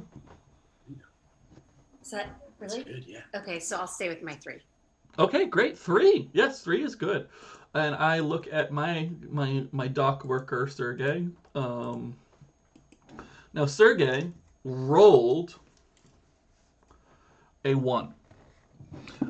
But looking at my dock worker stats, Sergey, dock workers are specifically good at being tough. And so I have added +2 to his roll. So you have tied Sergey in your attack. Now, when we tie on an attack, we both take a short nap? You both take a short nap. No, you succeed, and the GM makes a story move, or you fail, and the GM cannot, and that is your choice. Would you like to knock out Sergey and let me do something devious, or would you rather fail and I can't be devious? You just have a Russian... I want you to be devious. Okay, great. So Sergey gets knocked unconscious. The man on the boat is still fighting with 10. Completely different scenario. And I look at my GM moves.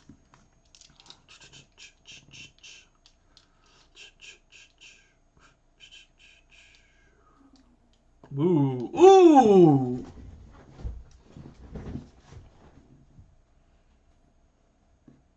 I'm going to use my story. I haven't told you what story moves I'm using thus far, but I'm going to tell you this one because I like it. I'm going to use my story move, change the team dynamics, to adjust where one of our teammates is in this story. So, Ace. The funny thing about Whitney's gadgets, Whitney is not the type of person who likes to work on one gadget at once.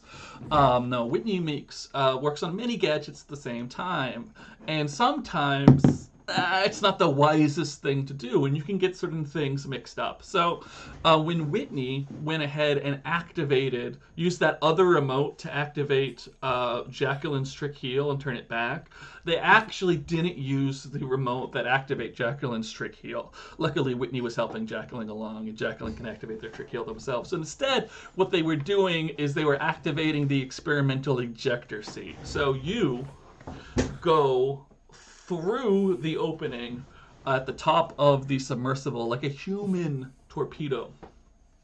And you shoot up out of the water like a graceful... Esther Williams. Esther Williams. Everyone go Google Esther Williams. Esther Williams was famous for doing water ballet. Oh, that's awesome. All of the movies in the 30s and 30s, yeah. Oh, those are fantastic. Where they their legs were all like this. Yes. Yeah. Which is an amazing place for you to be because there's only one person who hasn't gone in this initiative yet. And that is you, Ace. So Ace, there you are, flying up through the air when you get to decide what you want to do. What would you like to do? Panic? No.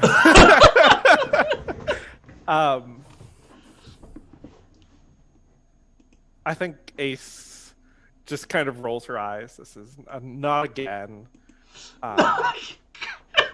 And knows that most of Whitney's ejector seats have it like straps you in, and you push a button and it attaches to a jetpack. Obviously. So I just gotta find the jetpack button while in midair.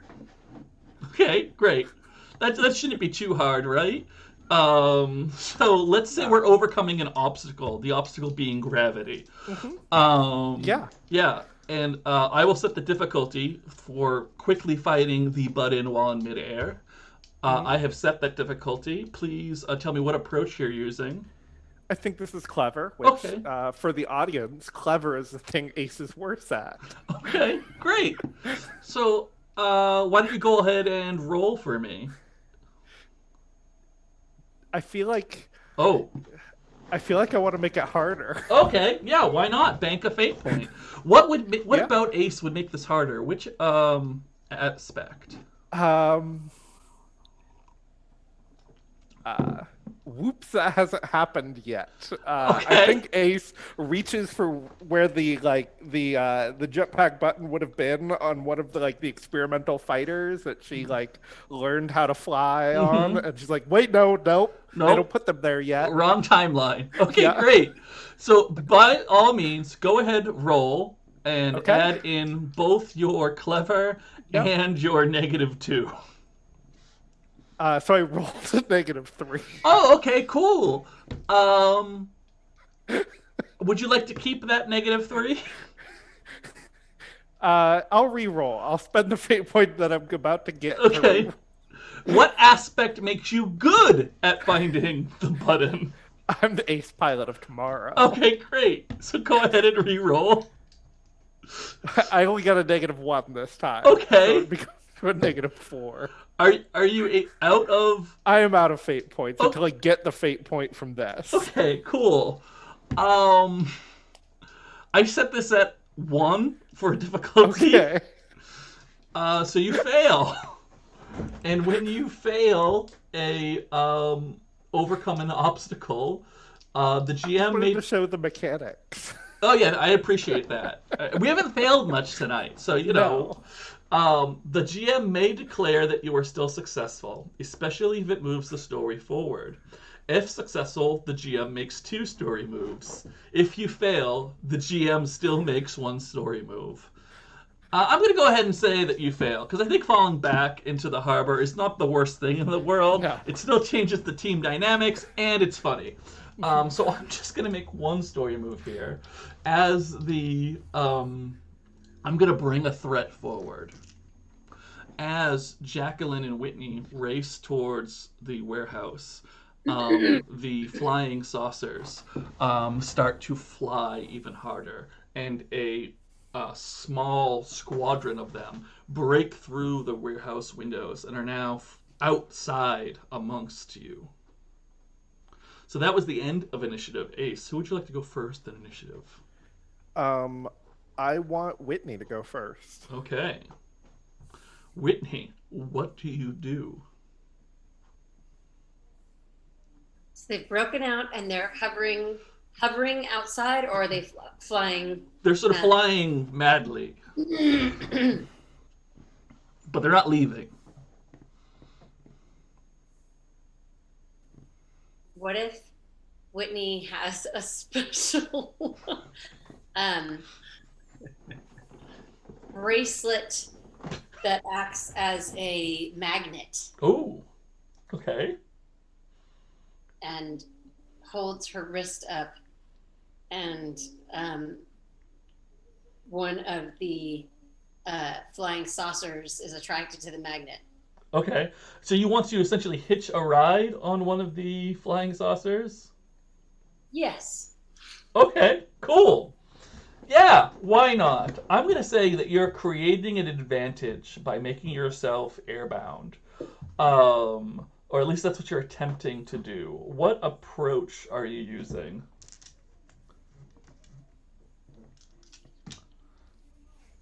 My approaches are great. Precise. I feel like, can I reuse my approaches? Yeah. Oh, I feel like forceful because you got to hold it up and there's the pole between the... Okay, yeah, let's do it. I like that. I have set a difficulty for you. Please roll. What? No, that's not nice. That's terrible. It's not terrible. It's mediocre. It's a plus. But I get 1. Okay, so it's 1 total? Yeah. Okay. Are you content with your 1? I think this thing is broken. Roll again. Yeah, this fake roller. It's the same. It is. It's mediocre. Let me see again. Oh, look at that. Now I got. Hold on. Now I get. Yeah. Okay. I'm just making sure that it doesn't just keep saying mediocre. Okay. Are you content with your Darling, 1? it's a lot of mediocre coming up. This is obviously something I've made. Oh, all right. So you got a 1. Indeed, the cell phone and the fake roller. There's a few glitches that need to be. Oh, maybe that's what it is. I thought it was a fake roller. Oh, that's right. It's a fate. It's a fake roller, not a fake roller. Yes. Little death from explosions. Well, the good news is that I set it at 1 because I figure your magnetic bracelets, like I've said earlier, are pretty easy to use. So you tie when you go to create your advantage. And when you tie, you succeed.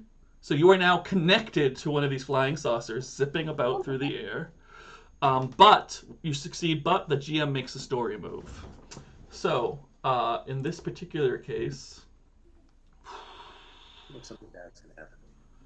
As long as it doesn't happen to Hindi. Who's also... You're her. I have Hindi under my arm. I'm going to set up immediate danger. And I'm going to say... because of the way Ace so gracefully flew through the air, some of the flying saucers are going to dislodge themselves, let's say 3, and head towards Ace in the water, where Ace is quite isolated. Now, Whitney, who goes next? It's got to be Carrie. It's got to be Carrie. Okay. Carrie, you are inside the warehouse where you see the person who has the thingy on their head, you see the scientist, you see 2 guards, and most of the flying saucers are still within. Right. Behind enemy lines, just like in the war. Yes. Now, the man with the thing on his head, is that like a hat or is it like attached there? It is a hat, but it does seem to be attached to their head in a few places, yes. It is like both. All right. I want to nab that hat. Okay. Great. I think you could nab it. I don't think you're going to manage to do it while staying hidden. So what approach do you think you use to run up and take this hat?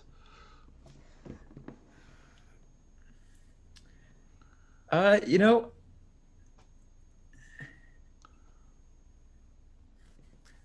I think quick is the obvious one, but I kind of want to use charming. Okay, so tell me, please, how is it charming? I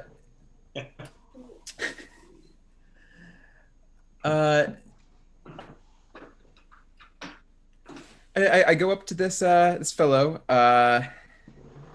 look him up and down, go. You know, that suit, it's a really nice fit, but one thing a little off about your outfit. That hat is atrocious. And grab it. Okay, great. I'm gonna have him roll against you to resist your charms. Let's see what happens. Oh, goodness. Okay, I have a number. What's yours? Well, I've got a -2, but I think I want to spend a fate point to re-roll that. Okay, and what aspect do you have that helps you re-roll that? I have glam punk. Fashion is a weapon. Oh, excellent! How appropriate. Yes, please re-roll. It truly is. Oh, I rolled the same thing. Oh no! It was a -3, which I bump up to a -2. Okay. Are you out of fate points? I have one more fate point. Okay. If there is another aspect that you think could help you, you could do it again. I think fate is telling me that I should fail this. Okay, great.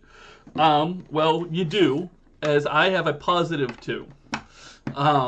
So you do in fact fail this particular action, which I was considering an attack, a charming attack. Your attack fails, and the GM makes a story move. So not only do you not manage to get the hat, one of the guards steps forward and sort of just like puts his hand on your hand, stopping you from snatching it. He says he slaps your hand away. Rude. He's quite rude. And let's see here. I will set up immediate danger on you now, and I will have the second guard point his gun right at you and say, "What are you doing here, dame?" Who goes next, Carrie? Who's left?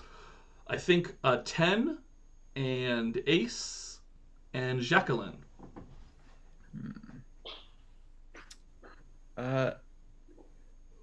Let's go with Ace. All right, Ace, you are in the water, and 3 flying saucers come towards you. What do you do? Ace is swimming like there's no tomorrow toward the other side of the boat, because I'm picturing the fight is on the dock side. Yeah. So I'm swimming to try and climb up onto the boat. So you're trying to get on top of the boat while avoiding the flying saucers. Yes. Okay. Swimming as fast as I can. Okay, great. So I'm going to say we're overcoming an obstacle. And I will go ahead and let you know that while you're overcoming the obstacle, each of the flying saucers lowers 1 clawed mechanical arm each as they come after you. And I'm going to have them roll against you. Okay. What approach are you using? Quick. Swimming fast. All right, please. I think Ace was on swim team in high school. Oh, okay. Yeah. So I rolled a 1 and I get a +2. Oh, a 3. So 3. Are you content with your 3? I am. Okay. Well, I'm sorry to say that I got a 4. I rolled a 2, and these flying saucers with their Not 1 clawed Ace's hands day. are... Yeah, you guys got all your successes out in the first fight, and you're paying for it now. So you fail to overcome your obstacle, and when you fail to overcome an obstacle, the GM may declare that you're still successful, especially if it moves the story forward. If successful, the GM makes 2 story moves. If you fail, the GM still moves 1. I'm going to say it's more interesting for you to fail. And the flying saucers grab you, and they lift you up. So while you are now over the boat, you are being held by 2 flying saucers each. Which is also in essence my story move as I change the team dynamics once again. Who goes next? Is it Jacqueline or 10? I think it's 10. All right, 10. You are struggling for that gun against the mook proper. What do you do? You're muted. Oh, there you go. So I'm going to still try and fight to get the gun out of the guard's hands. Okay. Great. Well, let's call that an attack. What approach are you using? What approach am I using? A very aggressive one. How about that? Forceful. I don't know. Is it because I'm not really a forceful guy? I'm more of like a quick, kind of sneaky precision guy. Okay. I grab at the right spots, kind of like I'm not going to knock the guy over, but I may take him down by just. In the throat. I might punch him in the throat. Oh, yeah, sure. I'll let you roll precise for that. Precision. Yeah, let's do it. Little roll off, me and you. Let's go. Okay. All right. So I got a 3. 3. All right. And if I look at my mobster stats, I got a 0. So 3 is succeeding with style on the attack. You not only knock the mobster out, but you get to create an aspect for us. Meaning I get to create a situation? Is that the deal? Yeah, so we had Drunken Distraction before.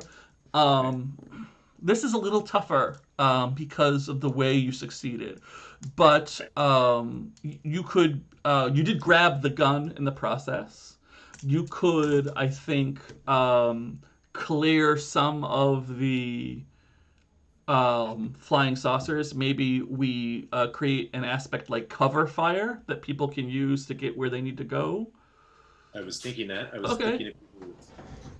I didn't know if it was too dangerous to try and free Ace from the grasp of the... Okay, so that would be normally, I think, more like overcoming an obstacle, but considering where we are in our adventure, I think I'd let you do that as your aspect. If we'll just sort of do a little wink there. At least if I do save her, is she just going to fall into the bay? No, I said she was over the ship, so she'll fall down right next to you and do a superhero 3-point landing. Excellent. I like it. Everything about this. Excellent. Fantastic. So that means there's only one person left to go. Jacqueline, it is your turn in initiative. All right. So just so that I remember the layout here, Carrie is in the warehouse and has a gun pointed at her. Mm-hmm. Ace has just fallen onto the ship next to 10. Yes. Whitney and I are running from Sergei into the warehouse. Yes, and there are flying saucers everywhere. And they're flying. Okay, can I reach up and grab a saucer and then chuck it at the guy that's holding the gun to Carrie? Okay. I like that idea. Style? Yeah, we want to grab a flying saucer in motion and shift its inertia and use it as a projectile. Yes. I think I will let you attempt that, but I'm going to let you know it's not going to be set at difficulty 1. Yeah, well... Welcome to my life. Yes. Okay. I have, let's see if I do this with a clever. Okay. I have rolled a 1, but I do have a fate point from my previous distraction. Mm-hmm. So I would like to add the 2 and have a 3. Are you content with your 3? Yes. Okay, great. And what approach helps you add that to? What approach makes you good at redirecting the inertia of a flying saucer? Well, I've taken off my heels, so I can actually run. And I'm very live. Yeah.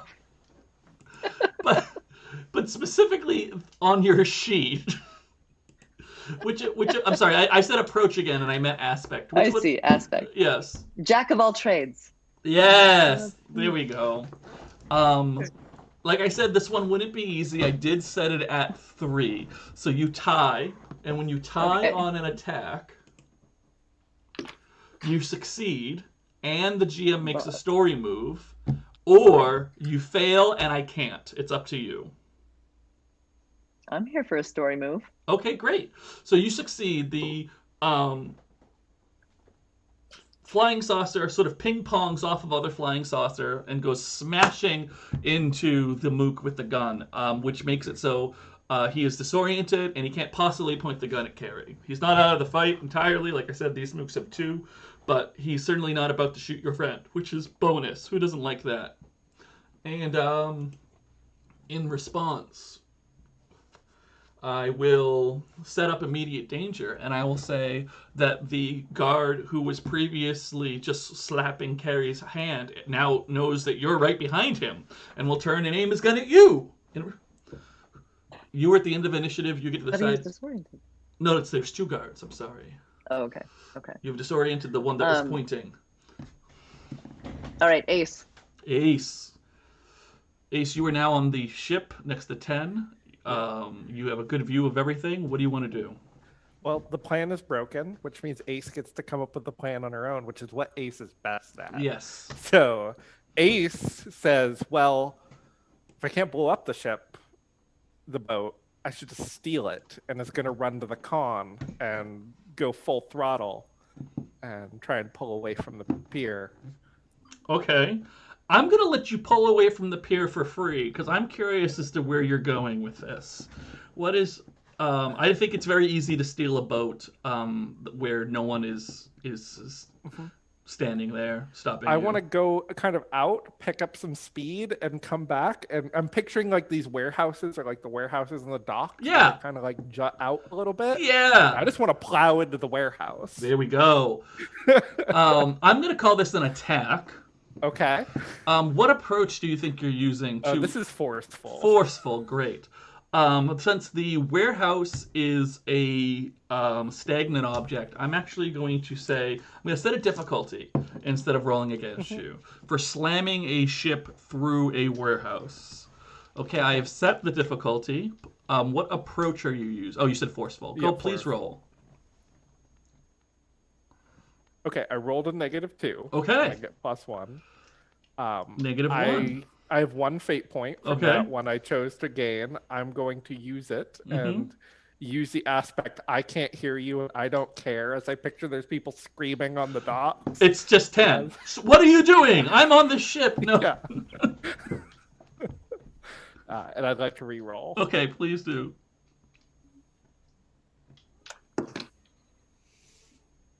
No, what happened? I rolled worse. Okay.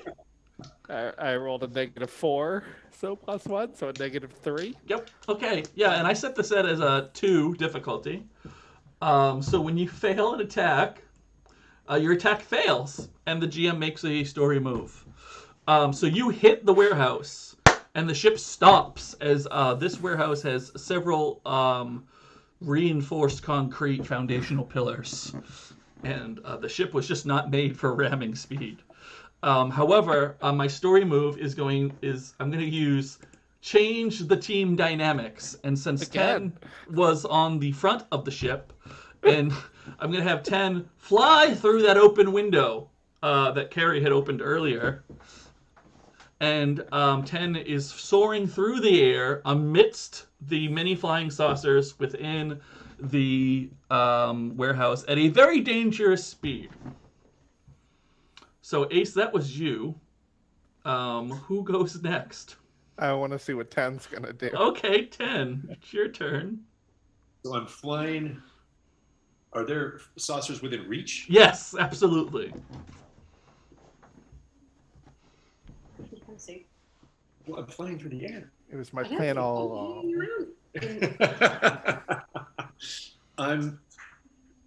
No pressure.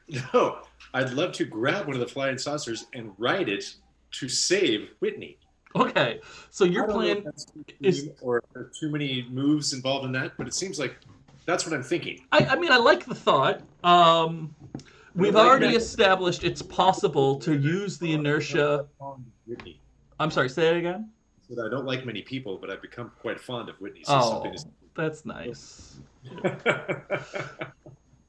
So we have already established that it is possible to use the inertia of the flying saucers to redirect them. And you have a lot of inertia yourself right now. So I think it's possible for you to grab onto one and whip it around and come back down to Whitney. And I can come through, like, whatever. Where are you? She's, like, right outside the warehouse. Okay. I'd like to grab the one that seems like it would launch me toward Whitney. Okay, great. I'm going to set a difficulty, and just like before, when we talked about redirecting the inertia of these ships, it's not going to be easy. In fact, I may be using the exact same number I used before. What approach are you going to use? Again, this is a precision thing, I think. I'll let you use precise, sure. Please go ahead and roll. So I got a 2. A 2. But let's, can I cash anything in? Do you have any fate points? I have 2 fate points. Oh, great. Yes, you may absolutely cash in a fate point. Do I cash in all of them? You could. You could, in fact, cash in both. If you just have to be able to name an approach on your, an aspect on your sheet for each one you cash in that helps you redirect a flying saucer. Physical certainty. Yeah. Okay. I mean, we're doing physics right now. Yeah. Personal authority. Personal authority, no orders. I don't know. Yeah, why do you think that would help you? You're making a face. Yeah, I don't know if it does. Okay, but maybe we just cash in 1 for now. Okay. So that brings you to a 4. Oh, right. You're right. Yeah. And the number I had used before was a 3, so you were successful. And you go flying back towards Whitney. And Whitney, I don't know, really needed saving at the time. The bracelet that she has, it's like... Oh, right, because she's flying about. Right. So you managed to... Oh, this is brilliant. You're so smart. You managed to smash your flying saucer into Whitney's flying saucer. And in doing so, you create an arc of electricity, and both of them sort of open up. And Whitney, you get to see inside to see how these things work. And you realize that they're hollow. There is no mechanical parts inside. This helmet is somehow controlling these metal flying discs purely with electromagnetism, as we discussed earlier. Eels! With the eels. It's all eel science. So, eel power. 10. That was your turn. Who goes next? I'd like to go again. I don't think you're at the end of initiative. I'm really enjoying my turns. Yes. Now I'd like Whitney to go. That makes perfect sense. Whitney, what do you do? So now we've come down to the ground. Yes. And I've seen inside. Yes. There's nothing. It's just electro eel. Yes. Force. And we're pretty sure it's that man with the helmet that is controlling this whole thing. Where is he in relation to me? He still has the helmet, and he's in the warehouse. He's correct? in the warehouse, yes, near Carrie. So Carrie's in there, and there's a busted open window, and then there's also the area where the flying saucer's busted out of. Yeah, there's all sorts of openings. Okay. And then Jacqueline's in there too, in fact. Okay. So I think we should... Sorry. We should... Well, I feel like he's here, and we should go and save our friends. Okay, yeah. How are you going to save them? I'm going to go in and steal the guy's hat. Okay, great. So you're going to run up to him and just grab the hat off his head. No, I have a special grabber. Oh, you want to use a grabber. Okay. I have a special grabber. It's like a stick with a mechanical hand on the end. Oh, yeah. Like how the T-Rexes make their arms longer. Yes, yeah. Exactly. Inspector Gadget. Or Inspector Gadget. That's exactly right. Okay. Okay, great. So you pull out your grabber and you go in to grab it off the head. I'm going to call this an attack, but what approach do you think you're using? Can't I be charming? No, I can't. This is clever. I don't know that clever this though. Clever. It is clever. Okay. So I'm going to have him try to dodge your grabber. I'm rolling against you.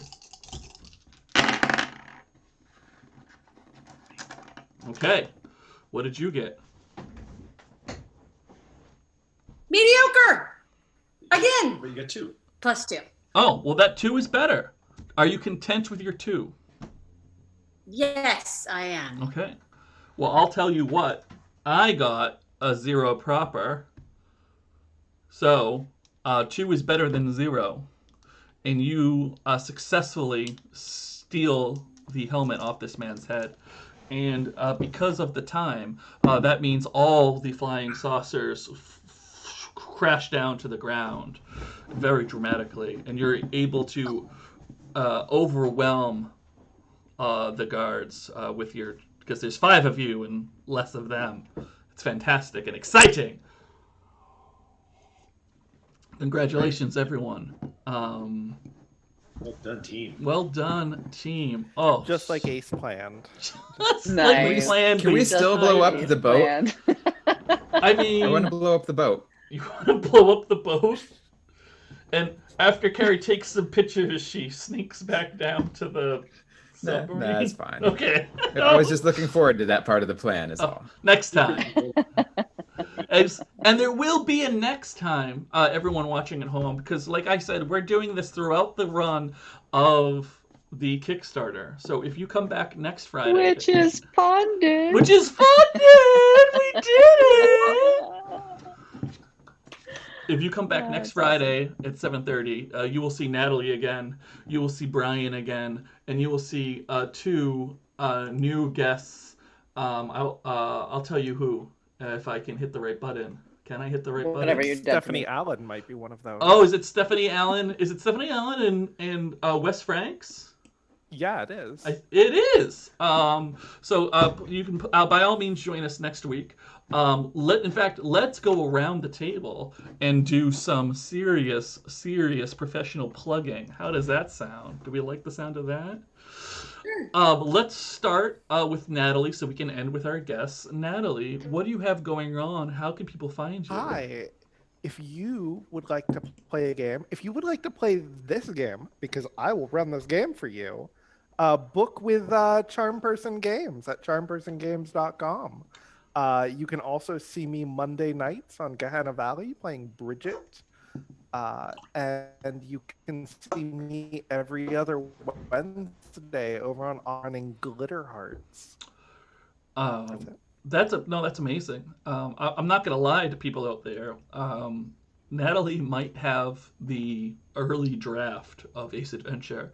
So until the Kickstarter completes, if you want to play this game, you either need to somehow figure out how to get on this show, which is booked, or you need to pay Natalie to run the game for you, because I am busy. Brian, where can people find you, and what can they expect from you? I have some little games that you are welcome to play that I've made. They're all on my site, digitaldessert.com. There's 2 S's in dessert. As opposed to digital desert. Yes, it's important. Yeah. Great, awesome. What about you, Sissy? Where can people find you, and what are you up to? I am on the Twitters and the Instas at Sissy Speaks. I'm pretty active there, so I'm there. I have a couple of games coming out. There's one coming out fairly shortly, but I can't tell you the exact release date, called Call of the Sea. Ooh.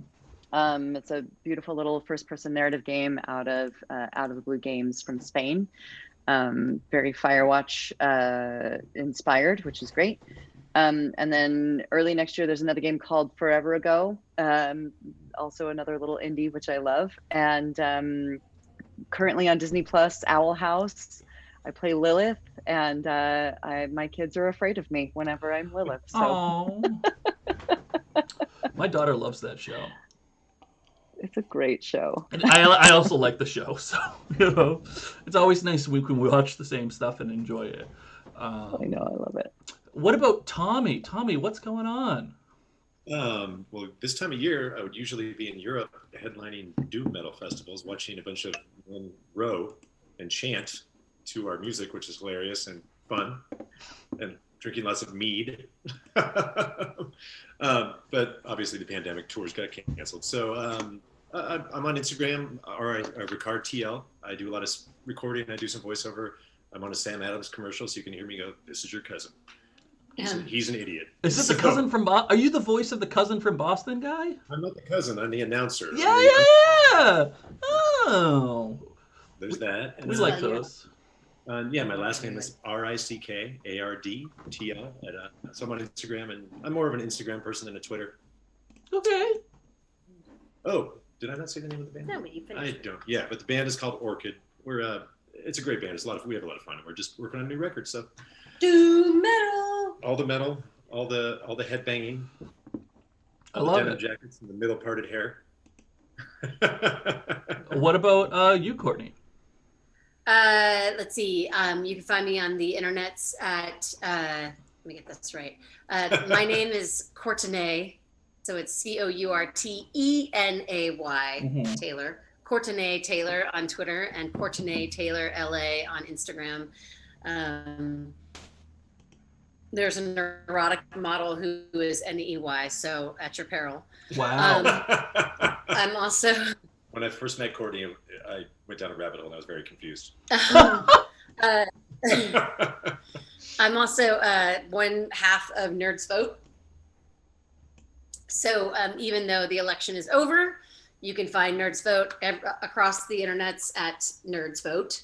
And you can hang out with us. We still have tons of content.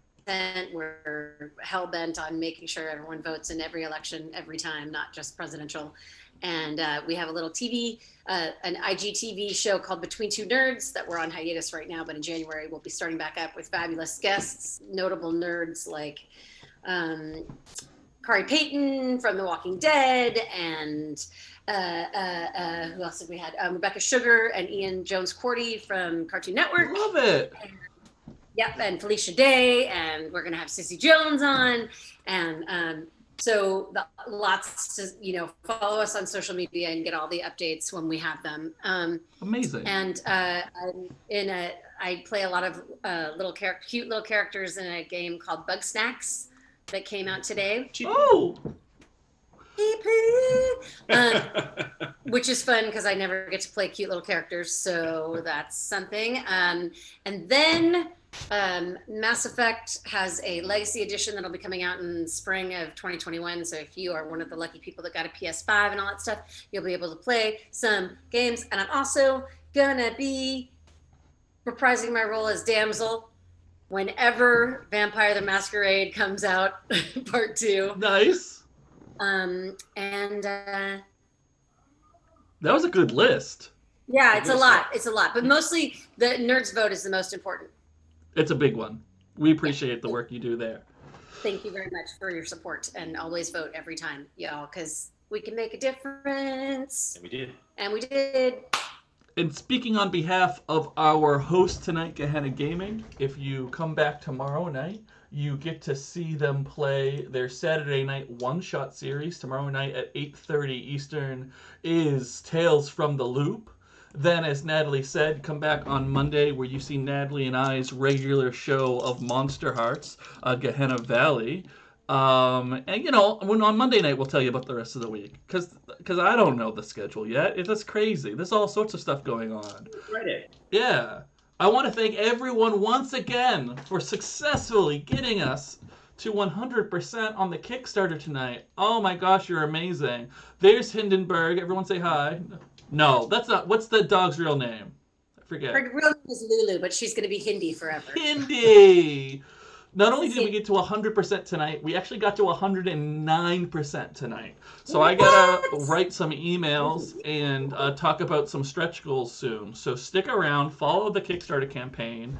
The next stretch goal is going to be all about getting more art on there. I just got to do some math before I can officially say what's what. And thank you for joining us tonight. Thanks for having us. Thanks so much. It was so much fun, you guys. So much fun. Thank you so much, you guys. Oh my goodness. So we're going to do this thing where everyone waves while I hit the button that turns us off. Okay. Bye.